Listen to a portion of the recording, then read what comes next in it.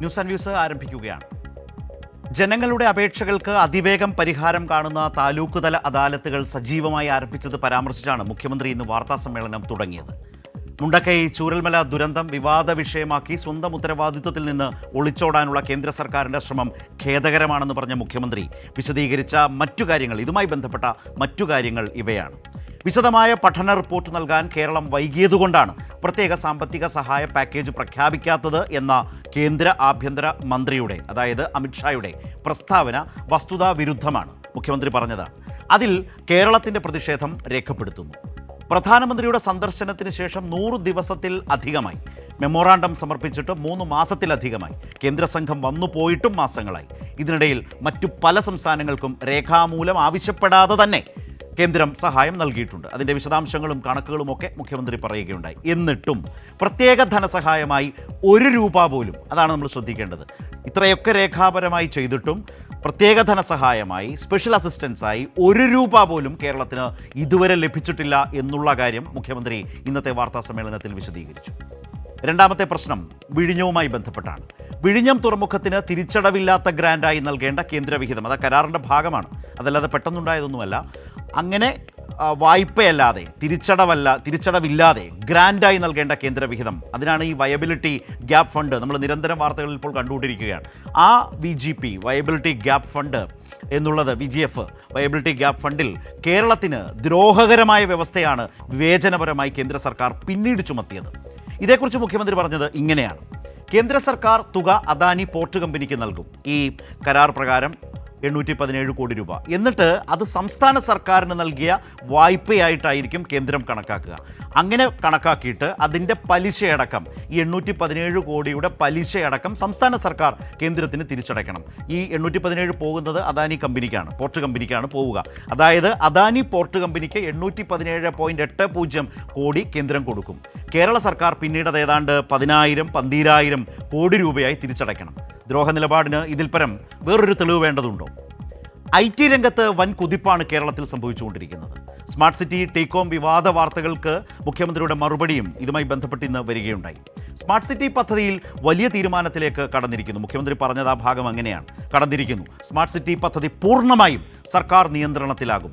ഏതെങ്കിലും സ്വകാര്യ കമ്പനികളുമായി സംയുക്ത പദ്ധതി ജോയിൻറ്റ് വെഞ്ചർ പരിപാടികൾ ഉദ്ദേശിക്കുന്നില്ല. അത്തരം ഒരു സ്വകാര്യ പങ്കാളിത്തവും ഉണ്ടാവില്ല. പൂർണ്ണമായും സർക്കാർ നിയന്ത്രണത്തിൽ തന്നെയാകും IT രംഗത്തെ കേരളത്തിൻ്റെ സ്മാർട്ട് സിറ്റി പദ്ധതി ഇനി മുന്നോട്ട് പോവുക. ആ സർക്കാർ നിയന്ത്രണത്തിൽ തന്നെയാകും തുടർന്നുള്ള വികസനം സംഭവിക്കുക. ടീകോമിന് നഷ്ടപരിഹാരമല്ല നൽകുന്നതെന്നും അത്തരം മാധ്യമ വാർത്തകളുണ്ട്. നഷ്ടപരിഹാരം കൊടുക്കുകയല്ല വേണ്ടത്, ടീകോമിൽ നിന്ന് ഈടാക്കുകയല്ലേ വേണ്ടത്, അതല്ലേ കരാറിൽ പറയുന്നത് എന്ന നിലയിലുള്ള വാർത്തകളോട് മുഖ്യമന്ത്രി പ്രതികരിച്ചത് ടീകോമിന് നഷ്ടപരിഹാരമല്ല നൽകുന്നതെന്നും സ്മാർട്ട് സിറ്റിയിൽ ടീകോം നടത്തിയ നിക്ഷേപത്തിന് സ്വതന്ത്ര വിലയിരുത്തൽ പ്രകാരം മൂല്യനിർണ്ണയം നടത്തി അവരുടെ ഓഹരി നിക്ഷേപത്തിൻ്റെ മൂല്യനിർണ്ണയം നടത്തുകയും അത് മടക്കി നൽകാൻ കഴിയുന്നത് സംബന്ധിച്ച് ചർച്ചകൾ വഴി തീരുമാനമെടുക്കുകയും ചെയ്യും. അവർ സ്മാർട്ട് സിറ്റി കമ്പനിയിൽ ഓഹരി എടുത്തിട്ടുണ്ട്, നിക്ഷേപിച്ചിട്ടുണ്ട്, ഓഹരി വാങ്ങിയിട്ടുണ്ട്. അതിൻ്റെ സ്വതന്ത്ര വില നിശ്ചയിച്ച ശേഷം അത് മടക്കി നൽകുന്നതുമായി ബന്ധപ്പെട്ടുള്ള ചർച്ചകളിലൂടെ തീരുമാനമുണ്ടാകും. നഷ്ടപരിഹാരം കൊടുത്തു പറഞ്ഞു വിടുക എന്നതല്ല ഇതിലൂടെ സർക്കാർ ഉദ്ദേശിക്കുന്നത് എന്നാണ് മുഖ്യമന്ത്രി വിശദീകരിച്ചത്. മലയാളികളോട്, അതിന് അദ്ദേഹം മറ്റൊരു കാരണം കൂടി പറയുകയുണ്ടായി. മലയാളികളോട് അത്രയും വൈകാരികമായി ചേർന്ന് നിൽക്കുന്ന ഭൂപ്രദേശമാണ് UAE-യും UAE ഗവൺമെൻറ്റും. ഏറ്റവും കൂടുതൽ മലയാളികളുള്ള മേഖലയാണത്. UAE-യിലെയും കേരളത്തിലെയും സർക്കാരുകൾ ഇടപെട്ട നിരവധി ചർച്ചകളിലൂടെയും സഹകരണത്തിൻ്റെയും ഒക്കെ ഒരു ഉൽപ്പന്നമാണ് സ്മാർട്ട് സിറ്റി കരാർ. ആ നിലയ്ക്ക് കൂടി പ്രശ്നത്തെ കാണണം എന്നാണ് മുഖ്യമന്ത്രി ഇന്ന് വാർത്താ സമ്മേളനത്തിൽ പറഞ്ഞത്. അപ്പോൾ ഈ വിഷയങ്ങൾ ആകെയും കേന്ദ്രം കേരളത്തോട് കാട്ടുന്ന പകപോക്കൽ രാഷ്ട്രീയവും ഇന്ന് ന്യൂസ് ആൻഡ് വ്യൂസ് ചർച്ച ചെയ്യുന്നു. അതുകൊണ്ടാണ് ഈ വിഷയങ്ങൾ ഗൗരവമുള്ളതും അതിന് ഒട്ടേറെ ഉള്ളടക്കം വളരെ സുപ്രധാനവും സങ്കീർണവുമായ വിധത്തിൽ ഉണ്ട് എന്നതുകൊണ്ടാണ് ചില ഭാഗങ്ങൾ മാത്രം അതുമായി ബന്ധപ്പെട്ട്, ഈ വാർത്താ സമ്മേളനവുമായി ബന്ധപ്പെട്ട് ഞാൻ ഈ ചർച്ചയുടെ ആമുഖമായി സൂചിപ്പിച്ചത്. അപ്പോൾ ഇതെല്ലാമാണ് ഇന്ന് ചർച്ച ചെയ്യുന്നത്. ഇന്ന് ഈ ചർച്ചയിൽ പങ്കെടുക്കുന്നത് doctor VPP Mustafa CPIM, BG Vishnu BJP, George Podippara മുതിർന്ന മാധ്യമ പ്രവർത്തകൻ. ഇപ്പോൾ ചർച്ചയിലേക്ക് ശ്രീ മുസ്തഫയും അതുപോലെ തന്നെ ശ്രീ പൊടിപ്പാറയും വന്നിട്ടുണ്ട്. ഞാൻ CPIM പ്രതിനിധിയിലേക്ക് വരുന്നതിന് മുമ്പ് ശ്രീ പൊടിപ്പാറ, താങ്കൾ ഇന്നത്തെ വാർത്താ സമ്മേളനത്തിലെ വളരെ കേരളവുമായി ബന്ധപ്പെട്ട് ഇപ്പോൾ ചർച്ചയിൽ നിൽക്കുന്ന വിഷയങ്ങളെക്കുറിച്ചുള്ള വളരെ സമഗ്രമായ, വളരെ ദീർഘമായ സർക്കാർ മറുപടികളാണ്, വിശദീകരണങ്ങളാണ് ജനങ്ങൾക്ക് മുമ്പാകെ മുഖ്യമന്ത്രി വെച്ചിട്ടുള്ളത്. അതിലാദ്യത്തേത് വയനാട് തന്നെ എടുക്കാം. അപ്പോൾ മുഖ്യമന്ത്രിയുടെ വാചകങ്ങളിലൂടെ എൻ്റെ ആമുഖത്തിലുമൊക്കെ വളരെ ദീർഘമായി അത് വന്നതുകൊണ്ട് ഞാനൊന്നും ആവർത്തിക്കുന്നില്ല. ഇത് വളരെ ഗൗരവമുള്ളൊരു പ്രശ്നമല്ലേ, ഗുരുതര സാഹചര്യമല്ലേ? ഒരു സ്റ്റേറ്റ് എന്ന നിലയിൽ നമ്മൾ ഇത്രയൊക്കെ ചെയ്തിട്ടും അതിനോട് ഒരു രൂപ പോലും കൊടുത്ത് സഹായിക്കാനുള്ള മനോഭാവമില്ലായ്മ അത് വളരെ പ്രകടമാണോ മോദി സർക്കാരിൽ? വിവേചനം അത് പകൽ പോലെ വ്യക്തമാണോ? തീർച്ചയായിട്ടും ശരത്തെ, അക്കാര്യത്തിൽ യാതൊരു സംശയവുമില്ല. എല്ലാ രാഷ്ട്രീയ മാറ്റിവെച്ചുകൊണ്ട് ചിന്തിച്ചാൽ കേരളത്തെ സംബന്ധിച്ചിടത്തോളം കേരളം സമീപകാലത്ത് അല്ലെങ്കിൽ കണ്ട ഏറ്റവും വലിയ ദുരന്തമാണ് ചൂരൽമല മുണ്ടക്കൈ ദുരന്തം എന്ന് പറയുന്നത്. എത്രയോ മനുഷ്യരാണ് അവിടെ ജീവൻ ബലി കൊടുക്കേണ്ടി വന്നത്. എത്രയോ മനുഷ്യർക്കാണ് സകല ജീവനോപാധികളും നഷ്ടപ്പെട്ടത്. ഒരു നാട് മുഴുവൻ ഒറ്റക്കെട്ടായി ഒരു മനസ്സോടെ എത്രയോ ദിവസങ്ങൾ നടത്തിയ കഠിനാധ്വാനത്തിലൂടെയാണ് അവിടെ മരിച്ചുപോയ അല്ലെങ്കിൽ ജീവൻ നഷ്ടപ്പെട്ട മനുഷ്യരെ വീണ്ടെടുത്തത്. അവിടെ അവസരത്തിനൊത്ത് ആദ്യഘട്ടത്തിൽ കേന്ദ്രത്തിന്റെ സഹായങ്ങൾ കിട്ടിയില്ല എന്ന് നമുക്ക് പറയാൻ പറ്റില്ല. സൈന്യം അവസരത്തിനൊത്ത് ഉയർന്ന് രംഗത്ത് വന്ന് വലിയ രീതിയിലുള്ള രക്ഷാപ്രവർത്തനം നടത്തി. അവിടെ നടന്ന പലതും മനുഷ്യ സാധ്യമായ വേഗത്തിൽ അവിടെ സൈന്യത്തിന്റെ ഭാഗത്ത് നടപടികളുണ്ടായി. അതുപോലെ തന്നെ വ്യോമസേനയുടെ സഹായം ലഭിച്ചു. അതുപോലെ അവരൊക്കെ നടത്തിയ പ്രശംസനീയമായ സേവനം ആ ദുരന്ത നിവാരണ പ്രവർത്തനങ്ങളിൽ കേരളത്തിന്റെ പ്രതീക്ഷയ്ക്കത്ത് ഉയർന്ന കാര്യങ്ങളാണ് അവിടെ നടന്നത്. പക്ഷെ പിന്നീട് ഇങ്ങോട്ട് അവിടെ പ്രധാനമന്ത്രിയും വളരെ പെട്ടെന്ന് തന്നെ ആ ദുരന്ത മേഖലയിൽ സന്ദർശനം നടത്തി. അദ്ദേഹം പലരെയും ചേർത്ത് പിടിച്ചു, ആസ്പത്രികളിൽ പോയി കുട്ടികളെ ചേർത്ത് പിടിച്ചു, എല്ലാം നഷ്ടപ്പെട്ട മനുഷ്യർക്ക് വലിയ സാന്ത്വനമൊക്കെ കൊടുത്തു. പക്ഷേ അടിയന്തരമായി ഞങ്ങൾ നിങ്ങളോടൊപ്പമുണ്ട്, നിങ്ങൾ അനാഥരല്ല, കേന്ദ്രം നിങ്ങളോടൊപ്പം ഉണ്ടാകും എന്ന് അദ്ദേഹം നൽകിയ ഉറപ്പും നമ്മൾ കണ്ടതാണ്. വളരെ എന്താ പറയുക, ഹൃദയസ്പർശിയായ കാഴ്ചകളാണ് പ്രധാനമന്ത്രിയുടെ സന്ദർശനത്തിന്റെ ഭാഗമായി നമ്മൾ കണ്ടത്. ഒരുപാട് പ്രതീക്ഷകളും ഉണ്ടായി. പെട്ടെന്ന് തന്നെ കഴിഞ്ഞ കാലങ്ങളിൽ നിന്ന് വ്യത്യസ്തമായി ഈ മഹാദുരന്തത്തിന്റെ സമയത്ത് കേന്ദ്രത്തിന്റെ ഭാഗത്തു നിന്ന് കേരളത്തിന്റെ ആവശ്യങ്ങളോട് അനുഭാവപൂർണമായ ഒരു പരിഗണന ഉണ്ടാവും എന്നെല്ലാം നമ്മൾ വിചാരിച്ചു. പക്ഷെ ഇപ്പോൾ 100 ദിവസം കഴിഞ്ഞു പ്രധാനമന്ത്രി വന്നു പോയിട്ട്. ഈ വലിയ ദുരന്തത്തിന് ഇതുവരെ എന്താ പറയാ, ധനസഹായം എന്നുള്ള നിലയ്ക്ക് സാങ്കേതികമായിട്ട് NDRF SDRF എന്നൊക്കെ പറഞ്ഞ് ഏതാണ്ട് 290 കോടി രൂപ അനുവദിച്ചു എന്ന് പറയുന്നതല്ലാതെ അതിനകത്തെ അങ്ങനെ ഈ രീതിയിലുള്ള ധനസഹായത്തിന് അത് വിനിയോഗിക്കുന്നതിൽ ഒരുപാട് ചരടുകളുമുണ്ട്. ഞാൻ അതിന്റെ സാങ്കേതികതയിലേക്കൊന്നും കടക്കുന്നില്ല, കാരണം അത് ഒരുപാട് ചർച്ച ചെയ്യപ്പെട്ട വിഷയമാണ്. യഥാർത്ഥത്തിലുള്ള പ്രശ്നം എന്താണ്? അതായത് മറ്റു പല സംസ്ഥാനങ്ങൾക്കും, ഇപ്പൊ തമിഴ്നാടിന് ഏറ്റവും ഒടുവിൽ 800 കോടിയിലധികം കൊടുത്തു. വരാനിരിക്കുന്ന ഒരു ദുരന്തത്തിന്റെ മുന്നോടിയായിട്ട് ബീഹാറിന് 11,000 കോടിയിലധികം പാക്കേജ് പ്രഖ്യാപിച്ചു.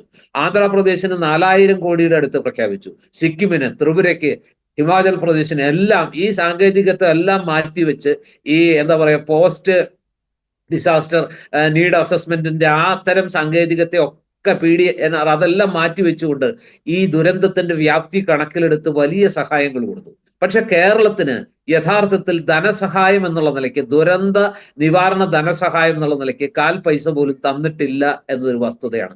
തന്നതെല്ലാം സാങ്കേതിക കുരുക്കിൽ NDRFും SDRFും ഒക്കെ ആയിട്ടാണ് തന്നിരിക്കുന്നത്. അത് വിനിയോഗിക്കാൻ വലിയ സാങ്കേതിക തടസ്സങ്ങളുണ്ട്. അതിനിടയ്ക്ക് കോടതിയിൽ കാര്യങ്ങൾ പോകുന്നു, കേരളത്തിന്റെ വീഴ്ച സംഭവിച്ചു എന്ന രീതിയിലുള്ള ആരോപണങ്ങൾ വരുന്നു. ഇന്ന് പക്ഷെ പല ആരോപണങ്ങൾക്കും ഇതുവരെ ഉയർന്നു വന്നിട്ടുള്ള പല ആരോപണങ്ങൾക്കും ഒരു ക്ലാരിറ്റി നൽകാൻ മുഖ്യമന്ത്രിയുടെ പത്രസമ്മേളനത്തിന് കഴിഞ്ഞു എന്ന് തന്നെയാണ് ഞാൻ വിചാരിക്കുന്നത്. ഇത് കോടതിയിൽ കൊടുക്കാൻ പരാജയപ്പെട്ടു എന്ന് പറയുന്ന കണക്കെന്ന് മുഖ്യമന്ത്രി കൃത്യമായിട്ട് പറഞ്ഞു. SDRFിൽ എത്ര ഫണ്ട് ഉണ്ട്? 588.88 കോടിയുടെ ഫണ്ട് ഉണ്ട് എന്ന് പറഞ്ഞു. ഇവിടെ പ്രശ്നം എന്താണ്? കേരളം വലിയ വിവേചനങ്ങൾ അനുഭവിക്കുന്നു. മറ്റ് സംസ്ഥാനങ്ങൾക്ക് കൊടുക്കുന്ന പരിഗണന അത്രത്തോളം ഇല്ലെങ്കിലും കേരളം നേരിടുന്ന യഥാർത്ഥ ദുരന്തത്തിന്റെ ഒരു വ്യാപ്തി പരിഗണിച്ച് പ്രധാനമന്ത്രി നേരിട്ടും ആകാശമാർഗവും ഒക്കെ കണ്ട് ബോധ്യപ്പെട്ട കാര്യങ്ങൾ, അദ്ദേഹത്തിന്റെ പോലും കണ്ണ് നനഞ്ഞു പോയ അവസരങ്ങൾ, ആ കുഞ്ഞിനെയൊക്കെ ചേർത്ത് പിടിക്കുന്ന അവിടെ വേദനിച്ച് കഴിയുന്ന സ്ത്രീകളുമായിട്ട് സംസാരിക്കുമ്പോൾ, ദുരന്ത ബാധിതരുമായിട്ട് സംസാരിക്കുമ്പോഴൊക്കെ അദ്ദേഹം പ്രകടിപ്പിച്ച ആ അനുഭാവം, അദ്ദേഹത്തിന്റെ കണ്ണുകളിലും മുഖത്തും ഒക്കെ ചെയ്ത ആ ഭാവങ്ങളൊക്കെ നമുക്ക് ഒരുപാട് പ്രതീക്ഷ തന്നതാണ്. പക്ഷേ ഇതുവരെ ഒരു സഹായവും തന്നിട്ടില്ല. അമിത്ഷാ ആകട്ടെ ആദ്യം മുതൽ തൊടിഞ്ഞായാണ് പറയുന്നത്. വലിയ ദുരന്ത മുന്നറിയിപ്പ് കൊടുത്തിരുന്നു, പക്ഷെ കേരളം അത് ചെവിക്കൊണ്ടില്ല. അതുകൊണ്ടാണ് ഈ ദുരന്തം ഇത്രയും വലിയ പ്രശ്നങ്ങൾ ഉണ്ടായത്. ഏറ്റവും ഒടുവിൽ അദ്ദേഹം പറയുന്നു കേരളം കൃത്യമായിട്ട് കൃത്യമായിട്ട് ആ മെമ്മോറാണ്ടം കൊടുത്തു. പക്ഷെ മാനദണ്ഡങ്ങൾ അനുസരിച്ചുള്ള ആ ഒരു കണക്ക് കൊടുത്തില്ല. അതുകൊണ്ടാണ് അത് ഏറ്റവും ഒടുവിൽ ഈ പറഞ്ഞ നവംബർ 17-ാം തീയതി മാത്രമാണ് അത് കൊടുത്തത്. അതുകൊണ്ടാണ് ഈ 2200 കോടി രൂപയുടെ സഹായ അഭ്യർത്ഥന കേന്ദ്രത്തിന് പരിഗണിക്കാൻ കഴിയാത്തത് എന്ന രീതിയിലുള്ള ന്യായങ്ങളൊക്കെയാണ് നിരത്തുന്നത്. പക്ഷേ ഇതുപോലൊരു സന്ദർഭത്തിൽ കേരളം കണ്ട എക്കാലത്തെയും വലിയൊരു മഹാദുരന്തത്തില് ആയിരക്കണക്കിന് ആളുകൾ കെടുതി അനുഭവിക്കുമ്പോൾ വീടും ജീവനോപാധികളും നഷ്ടപ്പെട്ട്, ഉറ്റവരെ നഷ്ടപ്പെട്ട്, ഉടയവരെ നഷ്ടപ്പെട്ട്, സകലതും നഷ്ടപ്പെട്ട് വാടക വീടുകളിൽ അന്തിയുറങ്ങുമ്പോൾ ആ മനുഷ്യർക്ക് ജീവിക്കണ്ടേ? അവരെ പുനരധിവസിപ്പിക്കാൻ, അവർക്കൊരു ജീവിതം തിരിച്ചു നൽകാൻ കേരളത്തിന് മാത്രം കഴിയാത്തൊരു സാഹചര്യത്തിൽ കേന്ദ്രം കുറച്ചുകൂടി അനുഭാവപൂർണമായ, കുറച്ചുകൂടിയല്ല തീർച്ചയായിട്ടും ന്യായമായ അനുഭാവം കാണിക്കേണ്ടതല്ലേ? മറ്റ് സംസ്ഥാനങ്ങൾക്ക് ചോദിക്കാതെ തന്നെ വാരിക്കോരി കൊടുക്കുമ്പോൾ കേരളത്തോട് മാത്രമാണ് എന്തേ ഈ ഒരു ചിറ്റമ്മ നയം, എന്തേ ഈ വിവേചനം എന്ന ചോദ്യത്തിന് വലിയ പ്രസക്തി ഉണ്ട് എന്ന് തന്നെയാണ് ഞാൻ കരുതുന്നത്. ഇവിടെ സാങ്കേതികത്വമല്ല.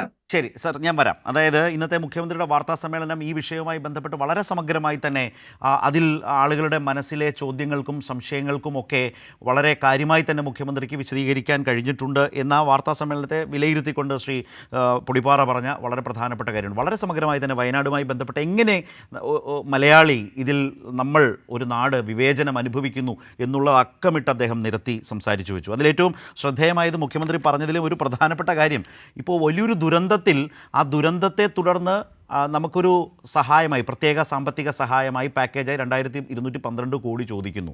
അടിയന്തര സഹായമായി അന്ന് തന്നെ 1000-ൽ പരം കോടി രൂപ ചോദിക്കുന്നു.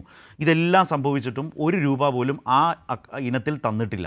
പക്ഷേ രസകരമാണ് മറ്റ് സംസ്ഥാനങ്ങളോടുള്ള കരുതൽ എന്ന് പറയുന്നത്, അത് വേണ്ടത് തന്നെയാണ്. പക്ഷേ ഇപ്പോൾ ത്രിപുരയ്ക്ക് 40 കോടി, തെലങ്കാനയ്ക്കും ആന്ധ്രാപ്രദേശിനും കൂടി 3448 കോടി, ഉത്തരാഖണ്ഡിന് മുൻകരുതലായി കോടികൾ, ബീഹാറിന് മുൻകരുതലാണ്, ഒരു ദുരന്തം ഉണ്ടായിട്ടില്ല പക്ഷേ ഉണ്ടായാൽ നേരിടാൻ കണക്കാക്കി 11,000 കോടി കൊടുക്കുന്നു. അപ്പോഴാണ് ഇതൊക്കെ സംഭവിച്ച 500-ൽ പരം മനുഷ്യരെ നഷ്ടപ്പെട്ട ഈ ദുരന്തത്തിൽ ഇതിനെ L3 അതിതീവ്ര ദുരന്തമായി പ്രഖ്യാപിക്കുന്നില്ല. ആ എല്ലാം നഷ്ടപ്പെട്ട മനുഷ്യരുടെ വായ്പകൾ എഴുതിത്തള്ളണം, ഭവന വായ്പകൾ, വാഹന വായ്പകൾ, ഇതിന് കേന്ദ്രമാണ് നിലപാടെടുക്കേണ്ടത്. അത് തീരുമാനിക്കുന്നില്ല. അതുപോലെ തന്നെ സ്പെഷ്യൽ അസിസ്റ്റൻസ്, ഇതാണ് നമ്മൾ ആദ്യം കൊടുത്ത്, ഇത് മൂന്നും സംഭവിക്കുന്നില്ല. നവംബർ 13 കൊടുത്ത അടിസ്ഥാനപരമായ അവസാനത്തിൽ ഇപ്പോൾ അമിത്ഷാ പറഞ്ഞത് വെച്ചുള്ള PDNA, ഈ പറഞ്ഞ post disaster needs assessment report പ്രകാരം നവംബർ 90 ദിവസത്തിനകം കൊടുക്കണം എന്നുള്ളതാണ്. അതനുസരിച്ച് കൊടുത്തിട്ടും തീരുമാനം ഉണ്ടാകുന്നില്ല. മാത്രമല്ല രസകരമായ കാര്യം, ഈ ദുരന്തം സംഭവിക്കുമ്പോൾ രാജ്യത്ത് ഒരു മാനദണ്ഡമായി PDNA ഉണ്ടായിരുന്നില്ല എന്നുള്ളതാണ്. ഈ അസിസ്റ്റൻസ് നൽകുന്നതിന്, പാക്കേജ് നൽകുന്നതിന് PDNA എന്ന് പറയുന്ന ഒരു സമ്പ്രദായം നമ്മുടെ ഇന്ത്യ മഹാരാജ്യത്ത് ഉണ്ടായിരുന്നില്ല. അത് ചുമത്തിയതിന് ശേഷം 90 ദിവസത്തിനകം അത് സമർപ്പിച്ച സംസ്ഥാനത്തിൻ്റെ പേരാണ് കേരളം. 3 മാസത്തിനപ്പുറമാണ് പണം വാങ്ങിയ ശേഷം മറ്റ് സംസ്ഥാനങ്ങൾ PDNA കൊടുത്തിട്ടുള്ളത്. അപ്പോഴാണ് കേരളത്തോട് ഈ തരമുള്ള പെരുമാറ്റം ഉണ്ടാകുന്നത്. പറയാതെ എന്തു ചെയ്യും എന്ന പ്രശ്നമുണ്ട്. അപ്പോൾ ബിജി വിഷ്ണു, ഇതിലൊരു കാര്യം, ഇത്തരം ചർച്ചകളിൽ വരുമ്പോൾ സംസ്ഥാന സർക്കാരിനെ കുറ്റപ്പെടുത്തിക്കൊണ്ട് മാത്രം മുന്നോട്ട് പോകുന്ന BJPയുടെ ആ ലൈൻ പോരാതെ വരും ജനങ്ങളോട് ഇനി കാര്യങ്ങൾ വിശദീകരിക്കാൻ. കഴിഞ്ഞ ദിവസമാണ് നിർണായകമായ ഹൈക്കോടതിയിൽ നിന്ന് പരാമർശങ്ങൾ നമ്മൾ കേട്ടത്. എന്തായിരുന്നു ആ പരാമർശങ്ങൾ? നമുക്കെല്ലാവർക്കും അറിയാം. ആ പരാമർശങ്ങൾക്ക് ശേഷമാണ് ഇന്ന് മുഖ്യമന്ത്രി ഈ ബന്ധപ്പെട്ട വിഷയത്തിൽ ഒരു പത്രസമ്മേളനവുമായി വരുന്നത്. ഹൈക്കോടതി വളരെ വ്യക്തമായി പറഞ്ഞിട്ടുണ്ട്, സംസ്ഥാന സർക്കാരിൻ്റെ കയ്യിലുള്ള ഫണ്ടുകൾ എന്തു ചെയ്തു, അതുമായി ബന്ധപ്പെട്ട കണക്കുകൾ കോടതി ആവശ്യപ്പെട്ടിട്ട് പോലും കൃത്യമായ സമയത്ത് നിലവിൽ കയ്യിലുള്ള ഫണ്ടുകൾ 3 തരത്തിലാണ് ഫണ്ടുകൾ നൽകുന്നത്. റെസ്ക്യൂവിന് വേണ്ടി, മറ്റ് വിമാനങ്ങൾക്ക് വേണ്ടി, മറ്റു തരത്തിൽ. അപ്പോൾ ആദ്യത്തെ 2 ഫണ്ടുകൾ സംസ്ഥാനത്ത് കിട്ടുകയും എന്നാൽ 3ാമത്തെ ഫണ്ടിന് PDNA കൃത്യമായി നൽകേണ്ടതുണ്ട്. അത് നൽകിയിട്ട് ഇപ്പോൾ ഏതാണ്ട് കുറച്ച് ദിവസങ്ങളേ ആയുള്ളൂ. ഇത് കേന്ദ്ര ആഭ്യന്തരമന്ത്രി അമിത്ഷാ പറഞ്ഞതാണ്. അതിനുശേഷമാണ് കോടതിയിലേക്ക് ഇതുമായി ബന്ധപ്പെട്ട വിഷയങ്ങളിൽ സംസ്ഥാന സർക്കാരിനും കേരളത്തിൻ്റെ മുഖ്യമന്ത്രിക്കും കൃത്യമായി ഒരു അടി കിട്ടുന്ന തരത്തിലാണ് ഹൈക്കോടതിയുടെ പരാമർശങ്ങൾ വന്നിട്ടുള്ളതെന്ന കാര്യത്തിൽ ഒരു സംശയവുമില്ല.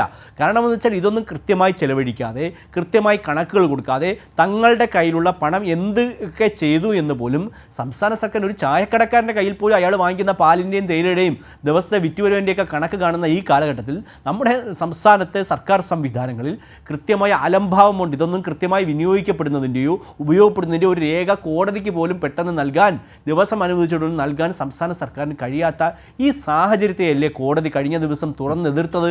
അതുവരെ കേന്ദ്ര സർക്കാരിനെയും കേന്ദ്ര സർക്കാരിനെയും നരേന്ദ്രമോദിയെയും ഇതിന് മുൻ കേന്ദ്രമന്ത്രി ശ്രീ വി മുരളീധരനെ പോലും ഇതിൻ്റെ പേരിലേക്ക് വളരെയധികം കേരളത്തിലെ മാധ്യമങ്ങളൊക്കെ വളരെ ആക്ഷേപിച്ചു കൊണ്ടിരുന്നവരാണ്. പക്ഷേ കോടതിയുടെ ഇടപെടലോടുകൂടി തന്നെയാണ് അതുമായി ബന്ധപ്പെട്ട വിശദമായ വിവരങ്ങളെല്ലാം തന്നെ കേരളത്തിലെ പൊതുസമൂഹം അറിഞ്ഞു. ഇതൊക്കെ കേട്ടപ്പോൾ പൊതുസമൂഹം പോലും ഞെട്ടിപ്പോയി. കാരണം ഇത്രയൊക്കെ വിവരങ്ങൾ മറച്ചു വെച്ചിട്ടാണ് കേന്ദ്ര സർക്കാരിന് നാഴികയ്ക്ക് 40 വട്ടം കാണുന്ന മൈക്കിലെല്ലാം വെച്ച് സംസ്ഥാന സർക്കാരും കേരളത്തിലെ മാധ്യമങ്ങളടക്കം വിമർശിച്ചു കൊണ്ടിരിക്കുന്നത്. പക്ഷേ എന്തായാലും കൈരളി ഒഴിച്ചുള്ള കേരളത്തിലെ എല്ലാ പ്രമുഖ മാധ്യമങ്ങളും കഴിഞ്ഞ കോടതിയിൽ നിന്നുണ്ടായ പരാമർശത്തോടുകൂടി ഈ ചർച്ച ഏതാണ്ട് ഭാഗികമായി അവസാനിപ്പിച്ചു. കാര്യം അവർക്ക് സംസ്ഥാന സർക്കാരിനെതിരെ വലിയ ചർച്ചകൾ നടത്തേണ്ടി വരും. പല ചാനലുകളും അതും ആഗ്രഹിക്കുന്നില്ല. അതുകൊണ്ട് കേന്ദ്രത്തിൻ്റെ നിലപാട് എന്താണെന്നും കേന്ദ്ര സർക്കാർ ഇതുമായി ബന്ധപ്പെട്ട് ചെയ്ത കാര്യങ്ങളെല്ലാം വളരെ കൃത്യമായി തന്നെ പറയുന്നു. കാരണം അപ്പോൾ അത്തരത്തിലുള്ള സാഹചര്യം കേരളം ചെയ്യേണ്ട കാര്യങ്ങൾ കൃത്യമായി ചെയ്തവരും രാജ്യത്ത് എവിടെ ദുരന്തമുണ്ടായാലും അവിടെയെല്ലാം നല്ല രീതിയിൽ തന്നെയാണ് കേന്ദ്ര സർക്കാർ കൈകാര്യം ചെയ്യുന്നത്. കാരണം നമ്മുടെ രാജ്യത്തെ ഓരോ മനുഷ്യൻ്റെ പ്രശ്നങ്ങളും രാജ്യത്തിൻ്റെ സർക്കാരിൻ്റെ പ്രശ്നങ്ങൾ തന്നെയാണ്. പിന്നെ ഉത്തരാഖണ്ഡിനെയും ബീഹാറിനും നിങ്ങൾ പറഞ്ഞല്ലോ, ഉത്തരാഖണ്ഡിലും ബീഹാറിലും മറ്റൊരു പ്രത്യേകത ഉണ്ടെന്ന് വെച്ചാൽ അവിടെ പേമാരി ഒരു ദുരന്തം പോലെ വളരെ പെട്ടെന്ന്, ഉത്തരാഖണ്ഡിൽ നമുക്കറിയാം മേഘവിസ്ഫോടനമെല്ലാം വളരെ പെട്ടെന്ന് സംഭവിക്കാറുണ്ട്. അത് കൃത്യമായി എപ്പോൾ നമുക്ക് അറിയാൻ കഴിയാത്ത സാഹചര്യത്തിൽ പെട്ടെന്ന് തന്നെ സംഭവിക്കാറുണ്ട്. ഭയങ്കര കാര്യമാണ് അല്ലേ? അല്ല, എന്താ ഉത്തരാഖണ്ഡിൽ നിങ്ങൾക്ക് എല്ലാവർക്കും അറിയില്ല അതിഭീകരമായ മേഘവിസ്ഫോടനമാണ് ഉണ്ടാകുന്നത്. കേന്ദ്ര മന്ത്രിസഭയ്ക്ക് ഒരു തീരുമാനത്തിലൂടെ എടുക്കാൻ വിഷ്ണു ഇതൊക്കെ അവരുടെയൊക്കെ കാര്യത്തിൽ അത് പറ്റും. നമ്മുടെ അടുത്തേക്ക് വരുമ്പോൾ ചട്ടവും റൂളും അതനുസരിച്ച് കൊടുത്താൽ പോലും അതിന് വേറെ വ്യാഖ്യാനങ്ങളും വരും. ചർച്ചയെ കയ്യിലുള്ള പൈസ പോലും സംസ്ഥാന സർക്കാർ ഇതുവരെ ചെലവഴിച്ചിട്ടുണ്ട്. അതിനെപ്പറ്റി താങ്കൾ പറയൂ. പറയാം. താങ്കൾ അത് പറഞ്ഞു വെച്ച് തന്നെ എനിക്ക് ഏതായാലും വിഷ്ണുവിൻ്റെ കാര്യത്തിൽ ശ്രീ VPP മുസ്തഫയിലേക്ക് വരുന്നതിന് മുമ്പ് വിഷ്ണു പറഞ്ഞതിൽ എനിക്ക് ഏറ്റവും ഇഷ്ടപ്പെട്ടത് താങ്കൾ താരതമ്യം ചെയ്യാൻ ഒരു ചായക്കടക്കാരനെ തന്നെ അനുസ്മരിച്ചത് നന്നായി. ഒരു ചായക്കടക്കാരന് പോലും കണക്കുണ്ടാവില്ലേ? ശരിയാണ്, ഒരു ചായക്കടക്കാരന് അന്നത്തെ ദിവസത്തെ അയാളുടെ പണപ്പെട്ടി തുറന്ന് കണക്കെടുക്കാം. പക്ഷേ ദുരന്ത നിവാരണത്തിന് ഒരു സംസ്ഥാനത്തിന് ആകെ നൽകുന്ന തുകയുടെ കാര്യത്തിൽ നമ്മൾ സൂചിച്ചിട്ട പോലെ പറയാൻ കഴിയില്ല എന്നുള്ളതാണ്. ഞാൻ അതിൻ്റെ വിശദാംശങ്ങളിലേക്ക് വരാം. ഇന്ന് വാർത്താ സമ്മേളനത്തിൽ ഇതുമായി ബന്ധപ്പെട്ട് വന്ന വിവരങ്ങൾ കൂടി അതുമായി ബന്ധപ്പെട്ട് നോക്കേണ്ടതുണ്ട്. ഇന്ന് മുഖ്യമന്ത്രി പറഞ്ഞത് കൂടിയാണല്ലോ നമ്മൾ ഇത് ആധാരമായി എടുക്കുന്നത്. മുഖ്യമന്ത്രി പറഞ്ഞത് ഹൈക്കോടതി പ്രധാനമായും 5 ചോദ്യം, നേരത്തെ ശ്രീ പൊടിപ്പാറ അത് വളരെ ലഘുവായി സമഗ്രമായി തന്നെ പരാമർശിച്ചു പോയതുമാണ്. പക്ഷേ എന്നിട്ടും BJP പ്രതിനിധിക്ക് അത് സ്വാഭാവികമായി ഉൾക്കൊള്ളാൻ കഴിയില്ല. 5 ചോദ്യങ്ങളാണ്. ഒന്നാമത്തെ ചോദ്യം പ്രധാനമാണ്. എന്താണ്? 29/7/2024 എന്ന് പറഞ്ഞാൽ ഏതാണ് ഈ ദുരന്തം സംഭവിക്കുന്ന സമയത്ത് SDRFൽ എത്ര തുക നീക്കിയിരിപ്പുണ്ട്? കോടതിയുടെ ചോദ്യം 1. 2, നമ്മൾ സംസ്ഥാനത്തെ വിവിധ ദുരന്ത നിവാരണ പ്രവർത്തനങ്ങൾക്കായി എത്ര തുകയുടെ കമ്മിറ്റ്മെൻറ്റ് SDRFൽ ഉണ്ട് എന്ന് വെച്ചാൽ ഈ SDRFലെ ഫണ്ട് വയനാടിന് മാത്രമല്ല എല്ലാ കാര്യങ്ങൾക്കും ഇത്തരം ദുരന്ത നിവാരണ പ്രവർത്തനങ്ങൾക്കായി തന്നെ ഉള്ളതാണ് എന്നുള്ള അഡ്മിഷൻ ഇതിനകത്ത് വരുന്നുണ്ട്. നീലേശ്വരത്തെ വെടിക്കെട്ട് അപകടത്തിൽ പിന്നീട് കൊടുത്തത് ഇതിലെ തുകയാണ്. അതുപോലെ തിരുവനന്തപുരത്ത് പലയിടത്തും കൊടുത്തതിൻ്റെ വിവരങ്ങൾ പറയുന്നുണ്ട്. അപ്പോൾ എത്ര കമ്മിറ്റ്മെൻറ്റ് എത്ര? അതുപോലെ വയനാടിനായി എത്ര തുക കൊടുത്തു? വയനാടിന് എത്ര തുക നൽകാൻ കഴിയും? പുനരധിവാസത്തിനായി ഇനി എത്ര തുക വേണ്ടി വരും? അപ്പോൾ ഇതാണ് ചോദ്യങ്ങൾ വന്നത്. അപ്പോൾ മുഖ്യമന്ത്രി ഇന്ന് പറഞ്ഞെന്താണെന്നറിയോ? അദ്ദേഹം പറഞ്ഞത് ആദ്യ ചോദ്യത്തിന് കൃത്യമായ മറുപടിയുണ്ട്. അതായത് ഈ ദുരന്തം സംഭവിക്കുമ്പോൾ SDRFൽ എത്ര തുക നീക്കിയിരിപ്പുണ്ട്? അദ്ദേഹം പറഞ്ഞത് 394.95 കോടി രൂപയാണ് SDRFലെ നീക്കിയിരിപ്പ്. കേന്ദ്രം SDRFലേക്ക് 145.60 കോടി കൂടി പിന്നീട് അനുവദിച്ചു. രണ്ടും കൂടി 588.95 കോടി രൂപ SDRF ബാലൻസ് ആണ് ദുരന്തഘട്ടത്തിൽ ഉണ്ടായിരുന്നത്. ഈ കണക്ക് പറയാൻ കേരളത്തിന് എന്ത് മടിയാണ് യഥാർത്ഥത്തിലുള്ളത്? പക്ഷേ ഈ വയനാട്ടിലേക്ക് മാത്രമായി ഈ തുക വിനിയോഗിക്കുന്നതിന് മാനദണ്ഡങ്ങളുടെ തടസ്സമുണ്ട്. ഇത് കേരളമാകെ കൊടുക്കുന്നതാണ്. ഇപ്പോൾ ഉദാഹരണത്തിന് സിമ്പിളായ ഒരു കാര്യം പറയാം. അവിടെ ശ്രീ പൊടിപ്പാറ പറഞ്ഞ പോലെ ദുരന്തബാധിതർ ഇന്ന് വാടക വീടുകളിൽ കഴിയുന്നു. വാടക വീടുകളിൽ കഴിയുന്ന ആളുകൾക്ക് ഈ SDRFലെ പണം എടുത്തു കൊടുക്കാൻ കഴിയുമോ? ചട്ടം അനുവദിക്കുന്നില്ല. രണ്ടാമത്തെ കാര്യം ശ്രീ മുസ്തഫ, സുപ്രധാന ആവശ്യങ്ങളല്ലേ കേരളം ആദ്യം മുന്നോട്ട് വെച്ചത്? 1, അതിതീവ്ര ദുരന്തമായി പ്രഖ്യാപിക്കണം. 2, വായ്പകൾ എഴുതിത്തള്ളണം. 3, സ്പെഷ്യൽ അസിസ്റ്റൻസ്. ഈ സ്പെഷ്യൽ അസിസ്റ്റൻസുമായി ബന്ധപ്പെട്ടാണ് പിന്നീട് പ്രാഥമികമായി 1000 കോടി ചോദിച്ചതും പിന്നീട് 2212 കോടിയും ചോദിച്ചു. അപ്പോൾ തുക മാത്രമല്ല, വളരെ സുപ്രധാന ആവശ്യങ്ങളും മുന്നോട്ട് വെച്ചിരുന്നു. കോടതിയിൽ ചോദിച്ച ചോദ്യങ്ങൾ എന്നുള്ളതിനെ മാധ്യമങ്ങൾ സമീപിച്ച രീതിയിലൊരു പ്രശ്നമുണ്ട്. മുഖ്യമന്ത്രി ഇന്നത് വിശദീകരിക്കുമ്പോൾ അദ്ദേഹം പറഞ്ഞെന്തറിയോ? സംസ്ഥാനത്തിലെ പല ഭാഗത്തുമുള്ള ദുരന്ത നിവാരണ പ്രവർത്തനങ്ങൾക്കുള്ള പൊതുഫണ്ട് എന്ന നിലയിൽ SDRFൽ നിന്ന് പല ആവശ്യങ്ങൾക്കായി നൽകാം എന്ന് കമ്മിറ്റ് ചെയ്ത തുകയുണ്ടാകും. അത് എത്രയെന്ന് കണക്കാക്കാൻ സമയം ആവശ്യമാണ്. അതായത് ഇന്ന് കോടതി പറഞ്ഞിട്ട് നാളെ കണക്ക് കൊണ്ടുവരാൻ പറഞ്ഞാൽ കഴിയില്ല. അത് എത്ര എന്ന് കണക്കാക്കാൻ സമയം ആവശ്യമാണ് എന്ന് കഴിഞ്ഞ ദിവസം തന്നെ കോടതിയെ അറിയിച്ചിരുന്നു. കാരണം അത് പല വകുപ്പുകളിൽ നിന്നും ജില്ലകളിൽ നിന്നും ശേഖരിക്കേണ്ടതാണ്. കഴിഞ്ഞ ദിവസം റവന്യൂ മിനിസ്റ്റർ പറഞ്ഞ ഒരു വാചകം ഞാൻ ഓർക്കുന്നു. അദ്ദേഹം പറഞ്ഞു പലപ്പോഴും ജില്ലാ കളക്ടർമാരുടെ അക്കൗണ്ടിലേക്കാണ് ഈ പണം കൊടുക്കുന്നത് അഡ്വാൻസായി, എന്നിട്ട് പിന്നീട് ഇത് വാങ്ങിച്ചെടുക്കുകയാണ് കണക്കുകൾ. അപ്പോൾ ഇതിനെടുക്കുന്ന ഒരു സമയത്തെക്കുറിച്ച് യുക്തിസഹമായി മനസ്സിലാക്കാം. കഴിഞ്ഞ ദിവസം ഈ വിവരം സർക്കാർ കോടതിയെ അറിയിച്ചു. അത് പരിഗണിച്ചാണ് അടുത്ത വ്യാഴാഴ്ച വരെ കോടതി സമയം അനുവദിച്ചത്. കാരണം ഇത് തർക്കങ്ങൾക്കപ്പുറം വസ്തുതകൾ ആളുകൾ മനസ്സിലാക്കേണ്ട ഒരു ചർച്ചയാണെന്ന ധാരണയോടെയാണ് ഞാൻ ഇത്രയും സമയമെടുത്തത്. ശ്രീ VPP മുസ്തഫ, ഈ കേരളത്തിൻ്റെ ആവശ്യങ്ങളും പ്രത്യേക സാമ്പത്തിക പാക്കേജും ആവശ്യവും രണ്ടും രണ്ടാണ്. ഇത് രണ്ടിലും എങ്ങനെയാണ് കേരളത്തോട് കേന്ദ്ര സർക്കാർ വിവേചനം കാട്ടുന്നത്, ദ്രോഹപരമായി പെരുമാറുന്നത്, ഒരു ചില്ലിക്കാശ് പോലും തരില്ല എന്ന സമീപനം കാണിക്കുന്നത് എന്ന് ഇന്ന് കാര്യമായി ജനത്തിന് ബോധ്യപ്പെട്ട ഒരു പൊതു സാഹചര്യം കേരളത്തിലുണ്ടോ? BJPയുടെ വിശദീകരണങ്ങൾ വിലപ്പോകുമോ?